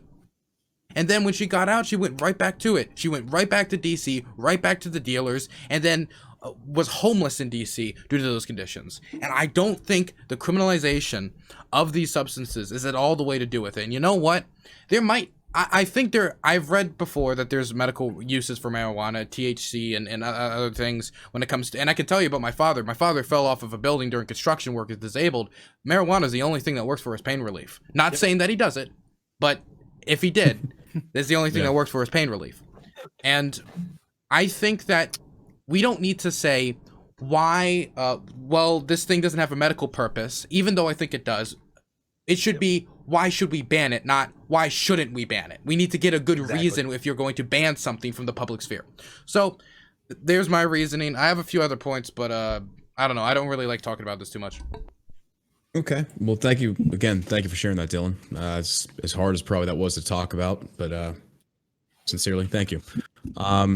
Okay, where I stand, then we're going to go over to Sondsol, then we're going to go into closing arguments.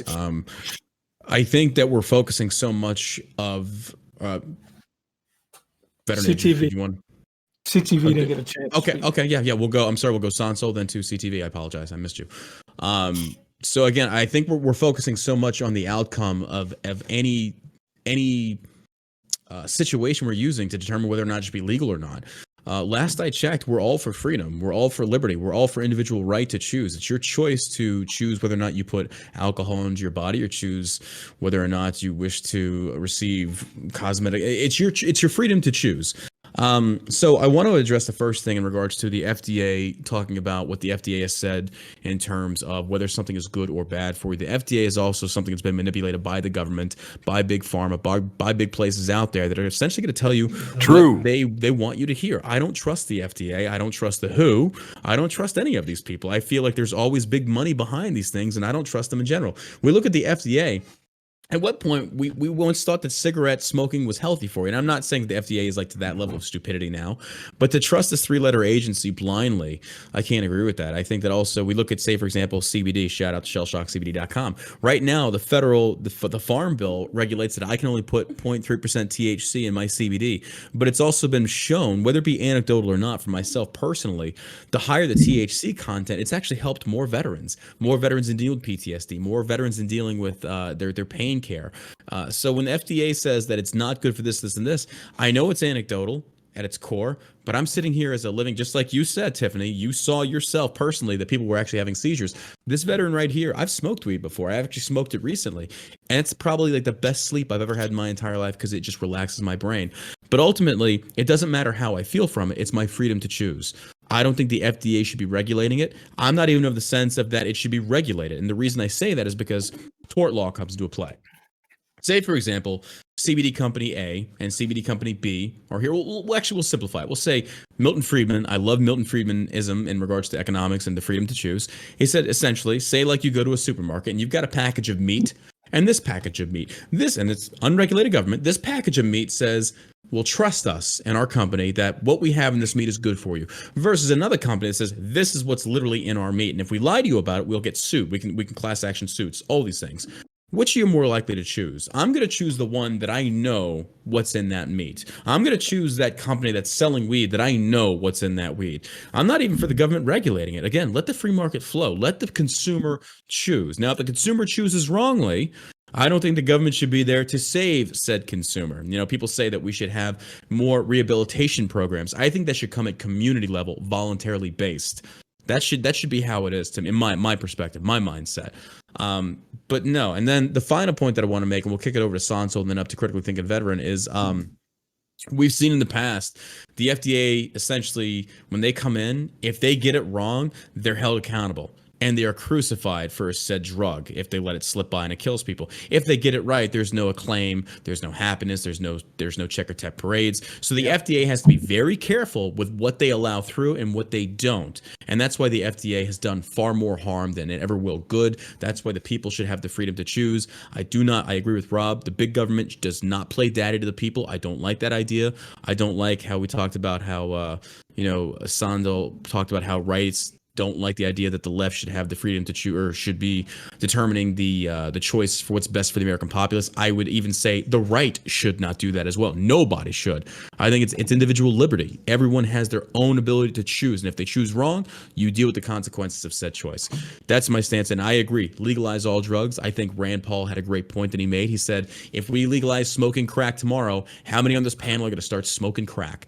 Now, the benefits, or the repercussions of said action in regards to local economics, yeah, that's something we're gonna have to deal with. But guess what? That's the cost of freedom. That's freedom. That's the freedom to choose. So that's where I stand. Sondsol, over to you, sir. I'm gonna pass. I was going to meme, but it feels inappropriate now. Critically thinking veteran, over to you, sir. I'll still laugh. All right. Well, I guess to bring it around for everybody in all the chats that are watching. Everybody laid out for reasons why that this thing needs to not be, or why it needs to be legalized, right? And Tiffany, you laid out the reasons why it needs to continue to be illegal, but I'm going to point everybody right back at the Constitution, right? Reality is that according to the Constitution and our American ancestors from over 100 years ago, we understood that in order to ban any substance, right, alcohol being the one that I'm referencing here, we had to pass the 18th Amendment, which allowed the creation of the Volstead Act, and then later we had to repeal that with the 21st Amendment.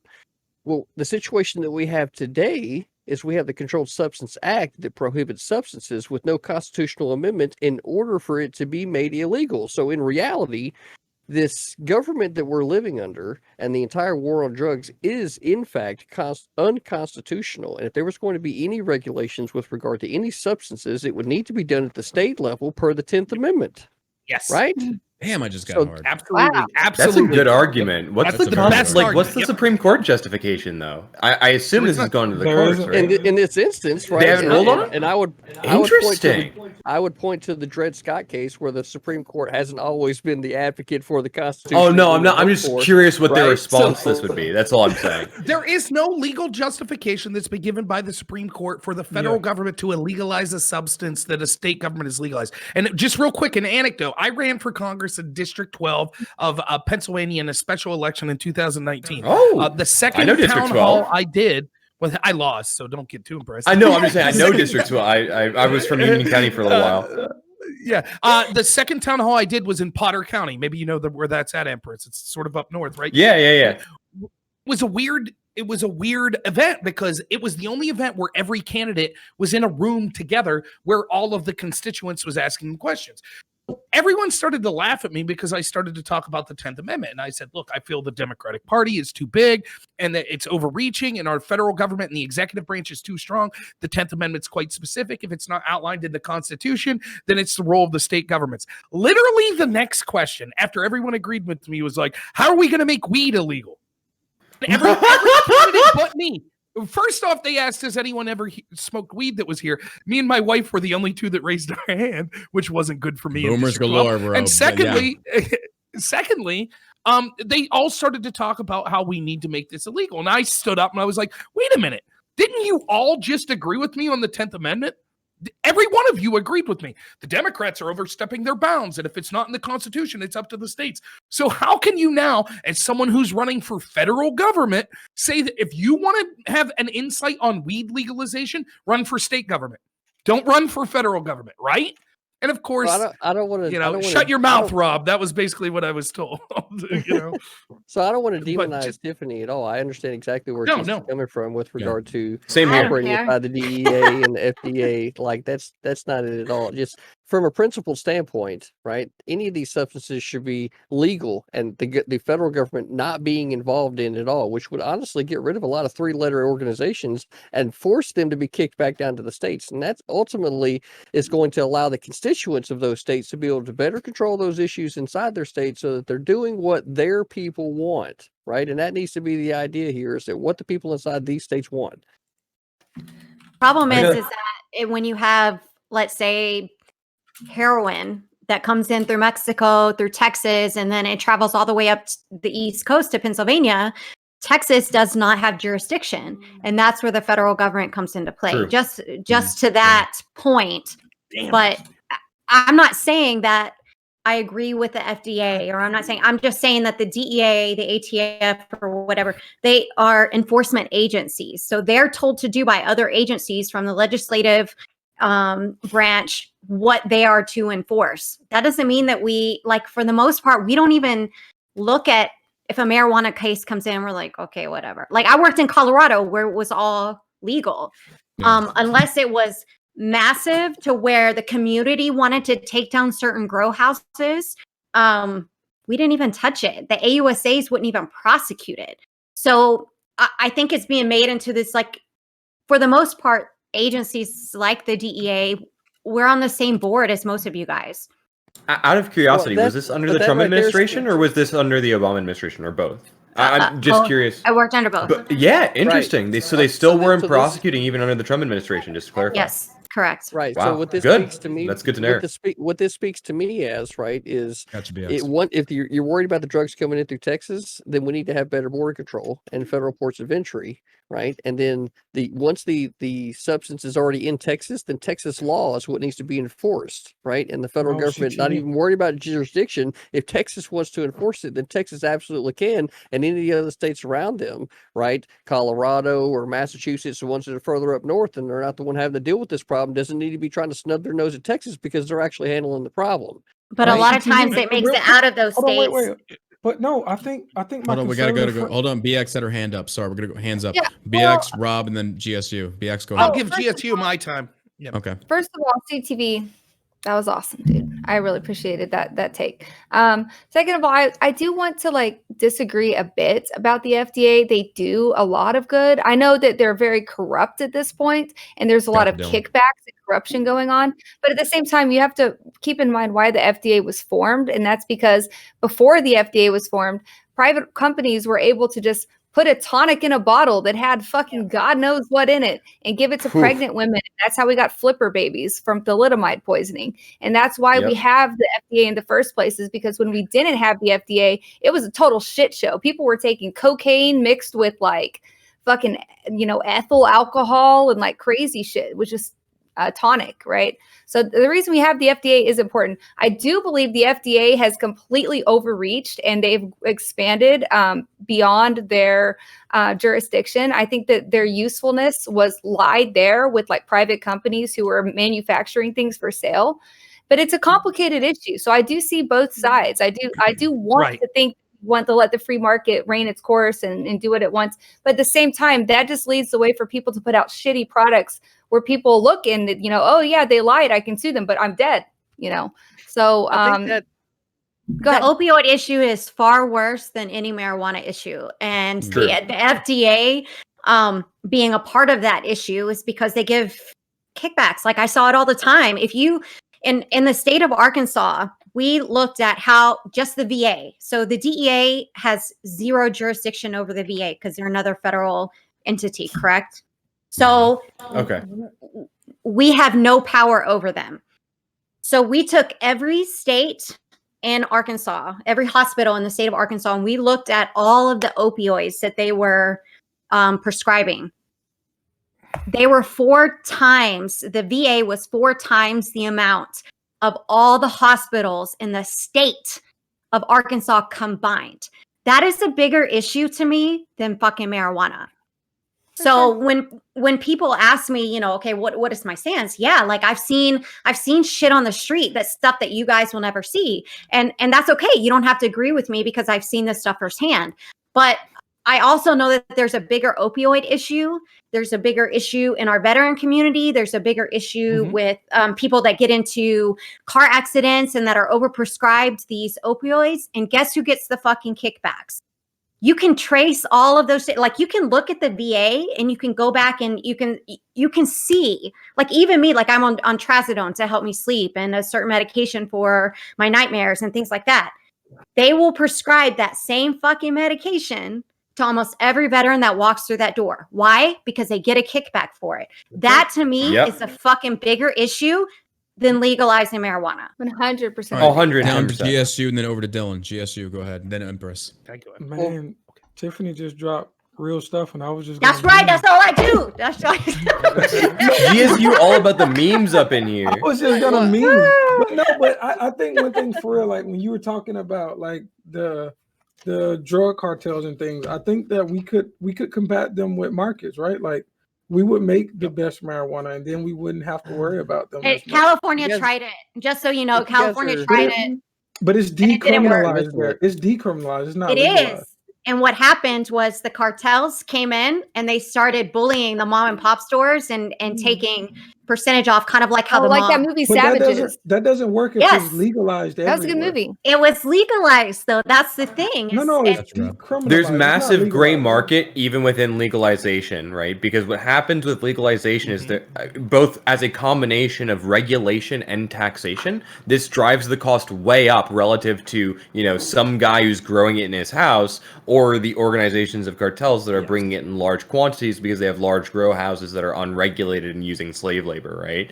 So like you wind up with a massive gray market, and this gray market ends up putting economic pressure on the legalized market as well. So there is like some really weird shit when you start looking at the actual economics of marijuana. Yeah, but I feel like you guys can see. If everybody hold on, wait. We got to go back over to Dylan. Dylan has a hand up. Dylan, go ahead. Then we're gonna go to Rob. Don't go hands up after that, please. The opioid epidemic is a really good point, because if we look at the opioid epidemic and look at how that's used for pain relief, it is used in excessive amounts, and a lot of these corporations are purposely pushing them in situations where people don't need them.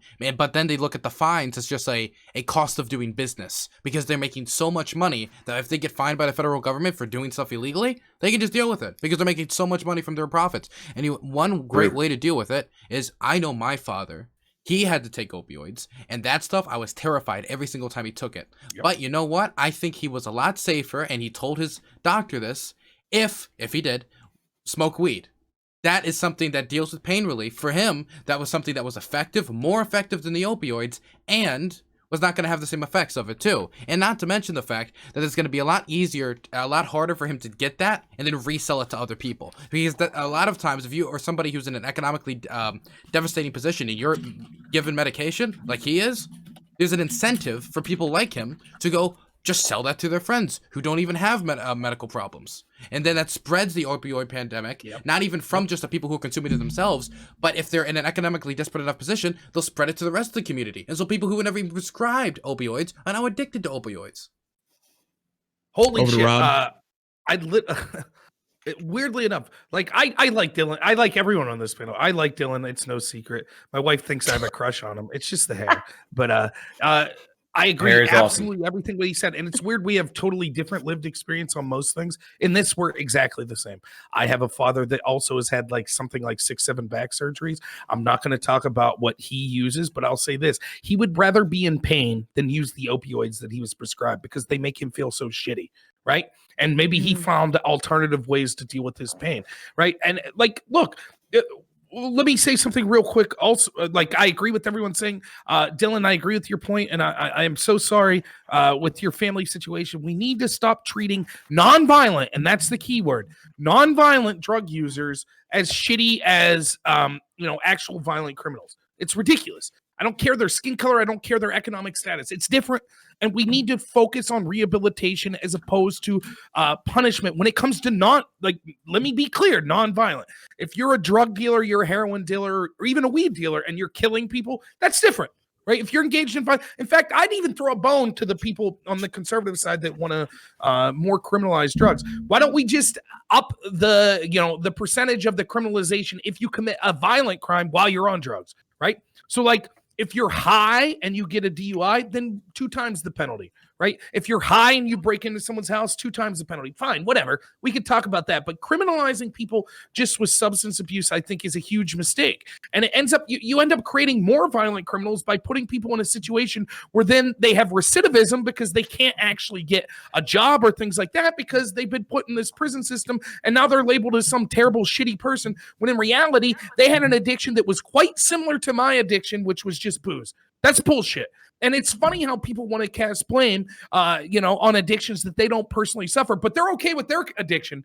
Like, so if you're just drinking 5 glasses of wine every night, totally cool. But those weed heads, they're a bunch of shitheads that deserve to be in prison. Now, just a couple more things. Like, one, I just want to say, Tiffany, by no means am I I actually like what you're saying. And we should be careful to not demonize people that talk about the potential dangers of this. We should.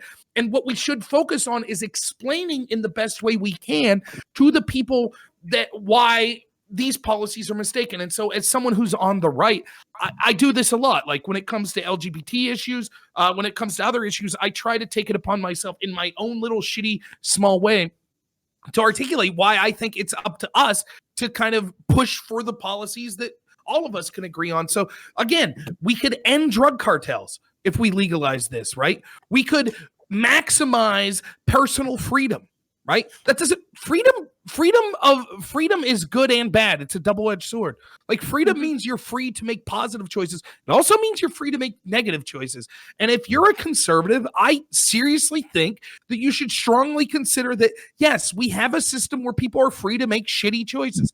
And I agree with you, Tiffany. There are consequences of that. But to me, the consequence of having the government step in and arbitrarily make things illegal that they can't control and can't get money off of is ridiculous. Last thing I'll say is this, real simple. Like, if you want the clearest possible way to look at this, just look at the NFL. We've literally criminalized NFL players that go through chronic pain from smoking weed, but they can inject any sort of opioid that they want. That's how fucking stupid this is. Like, come on.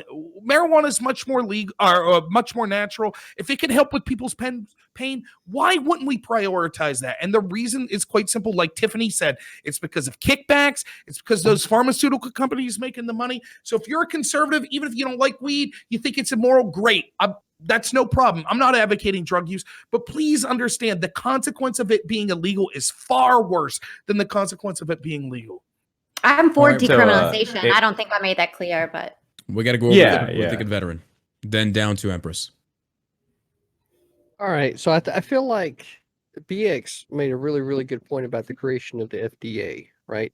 And I want everybody to understand that whenever you set the guidelines at the federal level for an issue that constitutionally we would agree that the federal government shouldn't be involved in, what you basically did is set the standard across this market, and now it has to try and encompass for every single possibility that could come into play across the several states of people that we have, right? This is why a lot of these things need to be controlled at the state level, but in some cases there's definitely reason for there needing to be these agencies at the federal level for no other reason than to tell the state agencies that they need to have an agency in place, right? So this is where constitutionally, like, if you understand that the federal government wasn't supposed to be involved, the market, right, would be controlled at the state level because it's not being allowed to grow past several markets into other states, right? And I realize that's kind of a big idea, right? But imagine that there's no drug laws at all and then all 50 states had their own individual drug laws. You would see different things happen in different parts of the country with regard to how substances are being dealt with, and then you'd see 50 different ideas of how to be able to help the communities be able to solve it until eventually you come to one idea that perhaps all the states adopt at the same time, or at least variations of the same ideas, right? So this idea of always trying to shoot for federal control of something is what creates the market, in a sense, for how it's going to proceed from there. Right? But states have their own drug laws. But it's already on top of. No, the only thing that DEA goes after is trafficking. So, in other words, trafficking throughout the United States, trafficking up from Mexico. Yeah, no, we don't. That, and yet, if I walked out of my house right now and went 2 blocks down the street, guess what? Now I'm trafficking it to two blocks down the street, and that can involve the federal government. No, it has to be interstate commerce. Otherwise, the DEA doesn't have jurisdiction. Unless the states ask us so then we'll change that to 20 miles up the road to where I can now get into the state of Georgia. Now, all of a sudden, and it's just 20 miles up the road. That is true. Yes. That in that example, it would be the case. You also have to understand that, like, to your point, is I understand completely what you're getting at. But to your point is that we are such a teeny tiny agency. There's only 5,000 agents worldwide because we're in other countries as well. So, like, in Arizona in the different districts. There's maybe 50 people in the Tucson office, and then 50 to 60 agents up in the Phoenix office, right? So we're very tiny. So number one, nobody, no particular minority comes on our radar unless it's brought to us. And then we scrutinize it to say, okay, does this rise to that level?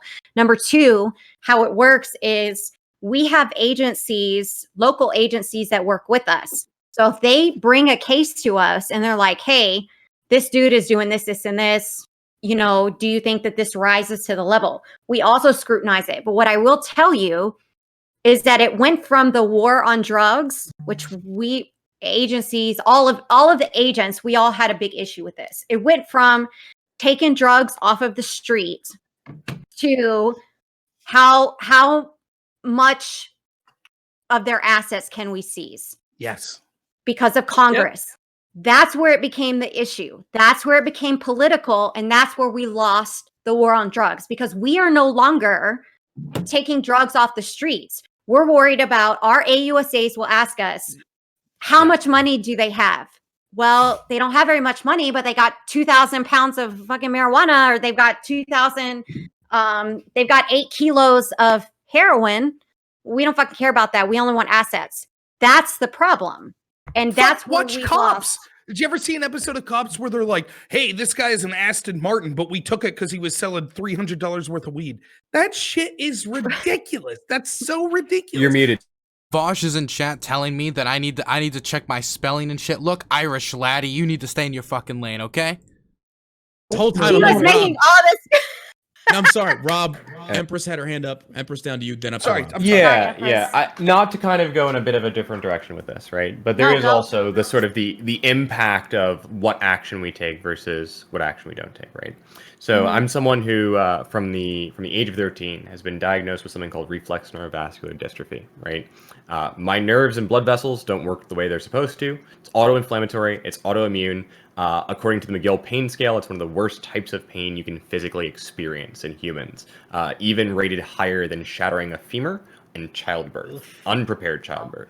So, like, I've spent most of my life in a fair amount of pain. I've been on opiates, I've been on morphine, I've been on, you name it, I've probably been on it at some point during my life, mostly through IV, in some cases through pill form, right? And, like, I've had incidents where I was 12 years old, right? I was on, like, all sorts of neuroinhibitive drugs. And I was actually in, of all places, like, you can't get more American than this, Thomas Paine Cottage, right? And I was on the staircase, and it's an old house, so they don't have railings, right? If my dad hadn't grabbed me when I almost fell and passed out from these drugs, I would have shattered my skull on the fucking floor, right?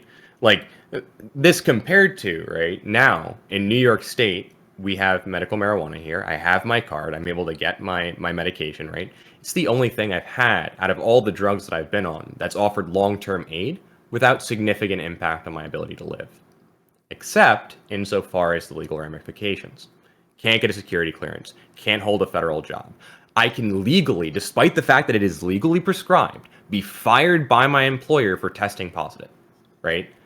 In every single state with court precedent to back it. This is unacceptable, right? Whether it's, and even with medical legalization, right? If it's just left to the states and there's no federal oversight here, these issues are still going to persist. Because guess what? If I'm employed by someone who operates not just in New York, but say the state of Arkansas, right, where they have very strict laws on it, they're like, hey, wait a minute, you're a liability for us because we also have to abide by the laws of this state, right? So it creates a lot of potential problems in terms of employee discrimination, in terms of acts, and like, this is before we even get into the criminal perspective, right? Before we even involve someone like DEA, before we even talk about, like, I agree, the criminality portion is huge, but we also have to talk about the impact that this has on the average person who uses it, right? They can't get a job, not because of the impact of the drugs that they're on, right? Which is a very real thing with opiates, right? But because some guy in a coat who didn't like brown people back in the day said we have to have these laws, right? Like, it's just, I just, again, right, this is my own personal experience with it, right? Luckily, I haven't been thrown in prison. I know people who will not be able, who have been thrown in prison for something like having a J in the back of the trunk, right? or just having like a fucking bong. So it's like it's scary, it's sad. Definitely. I've seen both sides of it, and it's just yeah, we need to do something about it. So I want to interject my own opinion here. I want to go back to the FDA, and the comparisons that we made. The FDA has saved a lot of lives, but the FDA has also helped kill a lot of people by preventing certain medications from hitting the markets. Which again, we can also show that was kickbacks to big pharma companies. CBD is a big primary thing right now. So I agree with what a critical thinking veteran talked about. Like, leave it up to the states. I don't want another three-letter agency at the federal level dictating to the states, this is what you have to enforce. If we believe in the Constitution, if we believe in states' rights versus federalism, I am for the states' rights. I think that people should have the freedom to choose. The FDA, yeah, they've done a lot of good, but they've also done a lot of bad. And if we're going to use that kind of comparison to justify a three-letter agency, show me this utopia that exists where it's either all or none. You're never going to have all good or all bad. It's always going to be an in-between, but also take into account every three-letter agency. Take the ATF, for example. Every three-letter agency that has been created by the government has almost always overstepped their bounds. And again, I don't blame the individuals, but I talk about that we have these policymakers at the higher echelon levels, just like in the military, that are creating these policies that are impacted that the DAH, that other people have to enforce, for example, which they themselves don't agree with, but you still have to do it because it's coming from the federal government. I don't agree with that. But again, back to the point of, if the FDA, like I said before, if they take, for example, the COVID vaccine, we have no long-term clinical trials on this vaccination yet. Now, I'm not condemning if you wanted to go get said vaccination, it's completely up to you. But we have no long-term clinical trials right now.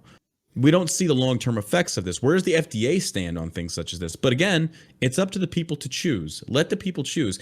And I don't like the concept or the idea that the FDA should be there hand-holding the people. Look, if you choose to pick up medication bottle A, that, they said, they mix cocaine with, like BX had talked about before, which I'm not in agreement with that. I don't agree with people being able to do that. But at the same token, yes, people are going to die, but people can also go out of business, be sued. There's tort law. There's various different things. There's class action. There's all these things that can come into play. Yeah, I understand that it's not so simplistic as just that. There's going to be a lot of eggs broken. But the basis of this is that people should have the right to choose. I think that if you go and you buy a medication or whatever the case may be, or a bag of weed, you get it off the street, or if you get it from an actual dispensary where they actually have their ingredients there and you can sue them if they're lying to you, or vice versa. I mean, all we have to do is look at 1912 and the prohibition of alcohol. What did that do? It created a massive black market. More people died from consuming alcohol spirits that were mixed improperly than of alcohol itself. So again, where was the FDA on that one? So I don't necessarily agree with the FDA being there. I think leave it up to states' rights. I'm even to the point of just leave me the fuck alone. Let me do what I want to do. We're going to go to Critically Thinking Veteran, then to Rob, then to BX, and then we're going to close this out and we got to end this. So Critically Thinking Veteran, over to you, sir. Right. So the idea here is that if you understand the Constitution from the start, states having control over these things, and there not being any federal regulation being allowed, right? That the markets would be controlled at the state level because there wouldn't be guidelines that could be followed federally for corporations to be able to grow to sizes that we see today, because there's federal laws that are the only thing that they really have to comply with, because the federal government is seen as the supreme law instead of the states being supreme inside their own sovereignty, right? And that's where through the original corruption of slavery being allowed in the Constitution, allowed for the language to be included for equal protection under the law, that is allowed for the type of justification that we have today, right?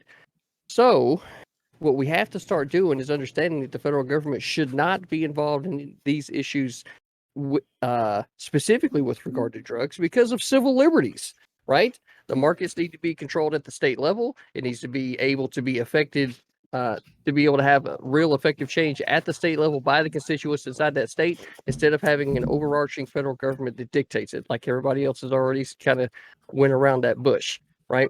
But controlling it at the state level, that was what the founders intended by the Constitution. And I've got to step away for a moment because I got a dog losing its shit. So hold on.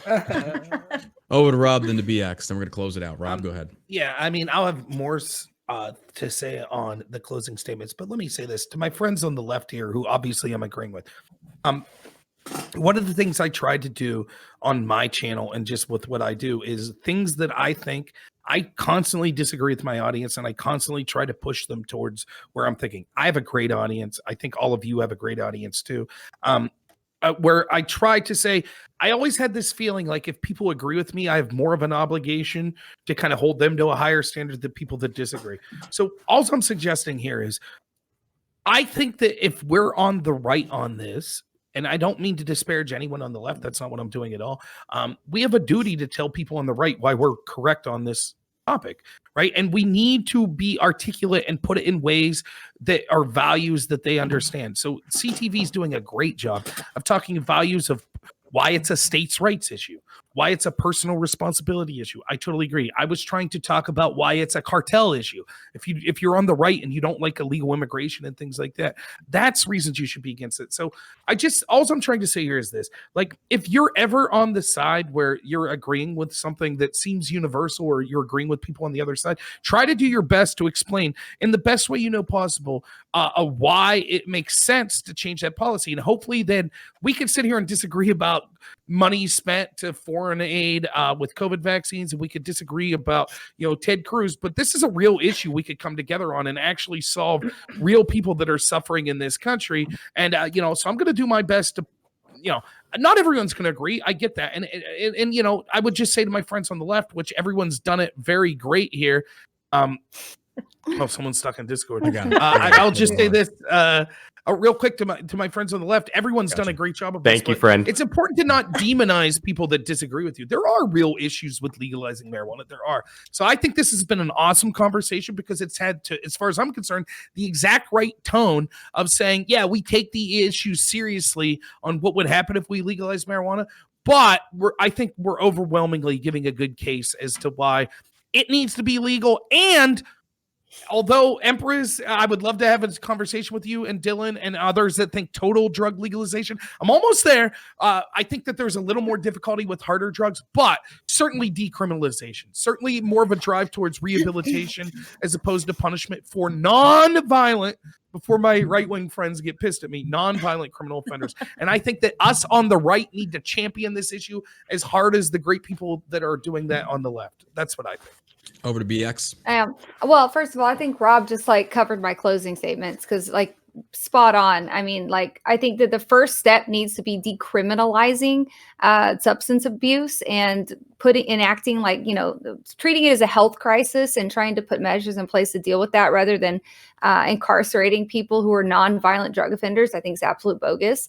I would say though, John, I want to believe what you're saying, and I want to go with it. I want to believe this hypothetical perfect world where we could just put it on the states to, disband the FDA and put it on the states to regulate all drugs. But you can't do that because then you have 50 different states regulating chemicals that are manufactured by a giant corporation, and you don't have the benchmarking in place. You don't have the experts.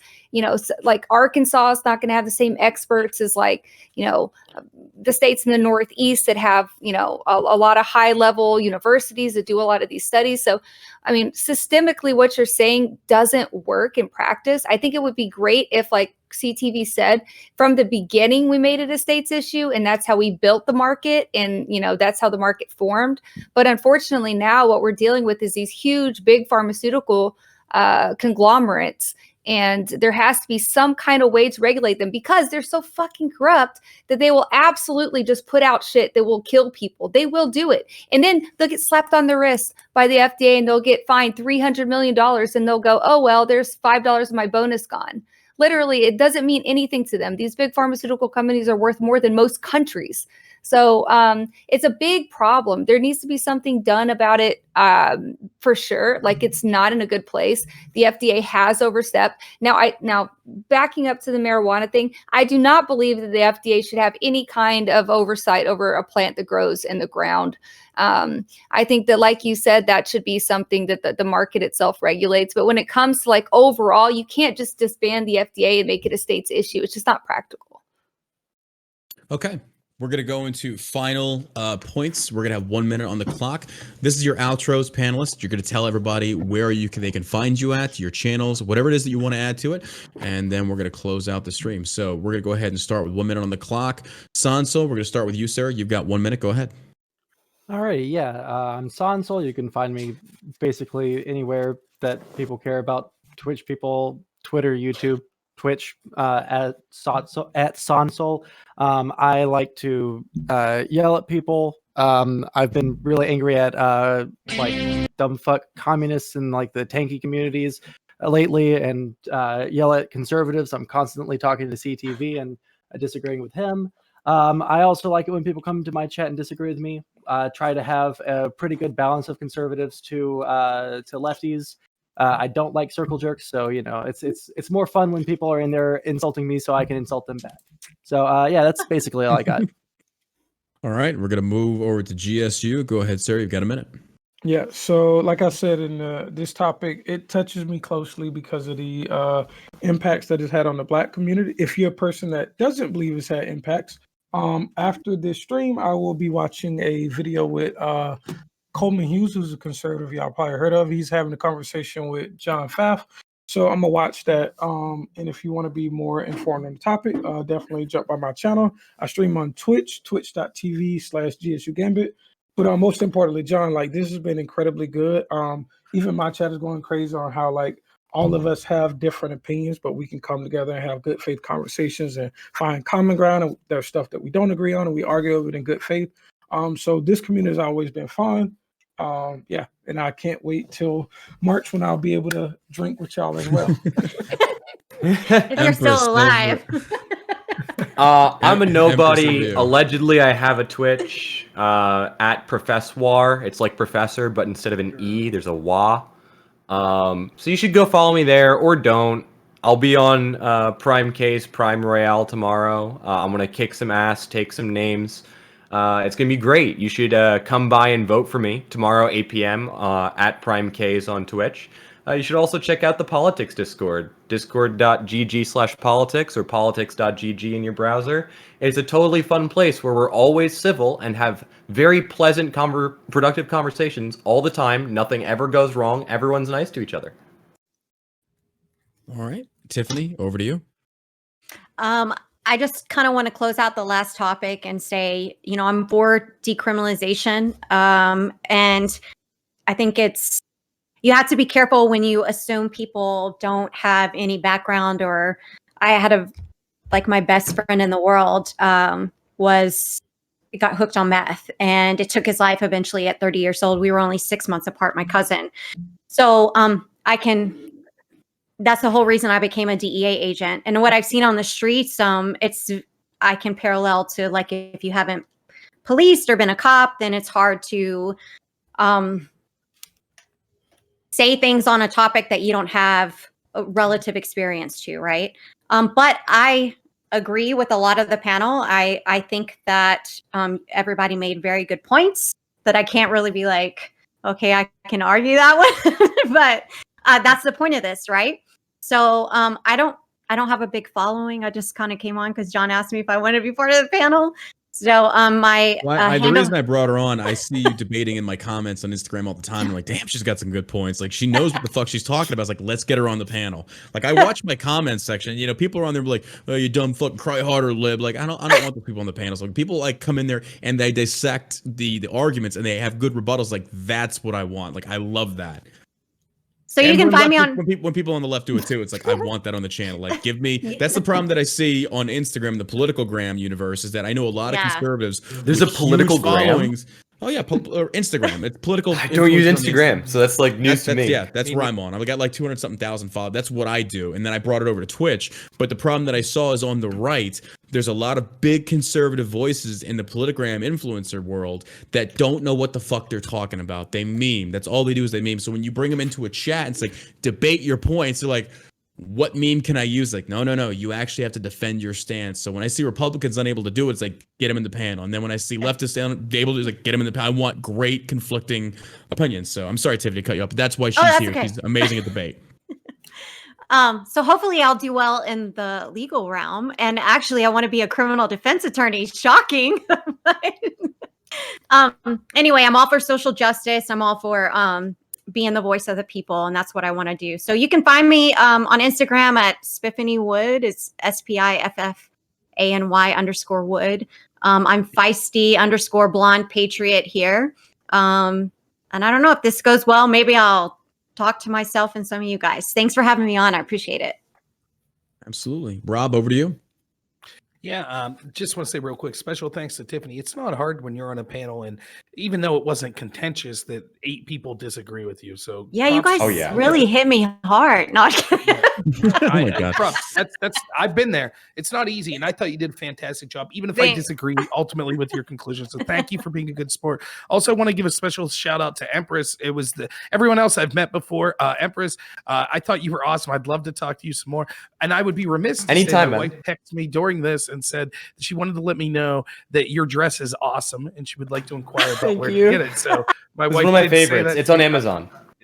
Yeah, she's a big fan. So I'll send you the link. Yeah, I thought this was my probably. I'm not a fan of the 9-person panel. I'll be honest. I think it's hard to get your thought in with like big loudmouths like me. It's hard for a lot of people that are less boisterous to kind of get their opinion in. I thought this was my favorite panel I've ever done. I can honestly say that. I've done a ton. This was a good one. And it wasn't just because the moderation. Dylan is an awesome moderator too. John and Dylan are the 2 best moderators I know. It was a good mix of people being respectful, jabbing at each other. It's easy for me to say that because I clearly won every position. So every single one, man. I never lose. I mean, it was respectful. It was funny. People jabbed at each other, but I thought it was good. So yeah, I'm really happy to be a part of this. You can find me at Normal America. That's spelled like you would, not my last name Noerr, but Normla or MAL. Shit, I'm too drunk. Normal America with Rob Noerr. You can find me on pretty much any panel. I welcome anyone that at least until 1 a.m. that wants to talk after this. And thank you, everyone that maybe wants to come over to my show. Please follow the other people too. Listen, I'll say one last thing. I don't care if you're on the left or the right. I would personally like to see people follow political opinions of people that are on Twitch or on YouTube over those that are on the mainstream media, whatever side you're on. So if you're watching and you're on my channel and you're like, hey, I'd like to hear some left-wing opinions, please consider following the people that are here. And if you're watching on the left and you want to make fun of some bloviating, fat, balding man that's on the right, please consider following me. So thank you guys so much. I really appreciate it. Over to you, BX. Go ahead. Okay, well, I really enjoyed this. I always enjoy coming on here. I really like the leaving it up to chat for the last topic. Like, I was watching chat and I was like, oh my God, these are some, like, honestly, they had some really great ideas. So yeah, I always have a really good time coming on here. I agree. The 9 panel was a little bit hard. I guess at times to kind of let everybody get a fair shake at some of the topics. But I mean, ultimately, I think that we all got along really well. I think that everybody was super respectful, and that's how I like to see it. I like to see that we're all taking drinks and, just hanging in there and respectfully disagreeing. I think that that's what this country is built on, respectful discourse. And I think that echo chambers breed hate and will literally get us nowhere in society. So I really do appreciate everybody's opinions, even when I completely disagreed with them. Further on my channel, I love it when people come in and disagree with me. So if you disagree with me on anything today, I'll be going live after this. I'm on a partner push, so it'd be really cool if you guys came in and said what's up. And yeah, I'm live on Twitch pretty much every night at about 8 p.m. Central. BX TV on Twitch, Twitter, Instagram, and YouTube. Okay. Critically thinking veteran, over to you, sir. Well, I'd like to thank John. Thank you for the invite tonight. I totally had a great time tonight. I want to point out, though, that with regard to another chat out there that I know has heard my voice quite a lot, that would be Mr. Dylan Burns' chat, right? We all know that CTV is, in fact, the people's champion, right? Like, there is not a doubt that when it comes to the audience, that CTV definitely tries to make things as interesting, right, and as funny as possible. So the most profound point that was made tonight was the argument that I made with regard to the what the fuck are y'all doing? Hey, quit your shit. I agree. The dog was the most profound thing of the night, and I loved it. I'm telling you, right? Was the argument made for the Constitution and the 18th to 21st Amendment? We cycle it back to the 10th. That was the most profound argument of the night. I'm just happy that I was able to make it here. So, Dylan, I'm coming for the belt, right? You know what's going to happen. The people will have the people's champion have the belt, right? And with that being said, you'll be able to find me tomorrow night on the Prime Royale. Empress, I'm going to be there with you. Oh, I'll be there. I won't be nice next time. Hey, it's all good, right? So last time we got cheated. CTV got second place last time, and that was even including them trying to rig the election. Right? They took it from the straw poll. I'll get to take down a reigning champion. Sounds like fun. Right? So we're not having that this week, right? We're making sure it stays on the straw poll. I need everybody to show up tomorrow and make sure that you put your man CTV up there past Joe Lewis, who won it last week, who even admitted during his acceptance speech that if he had to actually address the point that I made, that it wouldn't have happened, right? So with that, you can find me over at Critically Thinking Veteran on Twitch. You can come argue with me or just come be nice, right? Hell, that'd be fucking nice too, right? Original_CTV on Twitter, right? Come be a part of the Wolf's Den, and we got a great, as Empress said earlier, a great group of people over here, and we're pretty accepting of anybody that wants to come around. So, like I said, John, thanks for the invite, and I was very, very happy to be here. Dylan Burns, sir, over to you. I just want to thank you, John, for having me on the panel. It makes it. I would have done my own show, but I know you wanted me to come on, and I wanted to come on because I think you want a great show, and it allows me to organize more for next week, which I hope everybody will tune into next Friday. At 8 p.m. Eastern Standard Time is the undercard, but at 10 p.m. Eastern Standard Time, you're going to see Vaush and Bastiat go head-to-head for this title to be the inaugural Hippy Dippy champion, and then they're going to have to defend this belt against other people. We're going to have a whole ranking system. It's going to be an amazing show. And I know today, I said a lot of things that are not popular opinions with certain circles, being pro-international trade, being pro-international organizations, going as hard as I did against Ted Cruz, or defending Joe Biden's comments about the Covax program. Look, I'll put it this way. Gorgeous George once told Muhammad Ali that people will pay 10 times more to watch somebody they hate lose than somebody they like win. And so let's say you hated me and you just think I'm some dumb fucking kid. Then come over to Dylan Burns TV and tell me why I'm wrong. Tell me why I'm a dumb fucking kid and I don't know what I'm talking about. I'd love to hear it. I'd love to hear it. We do call-in shows and everything. I'd love to see you wreck me with facts and logic. So please come over here. I'm the liberal elitist they warned you about.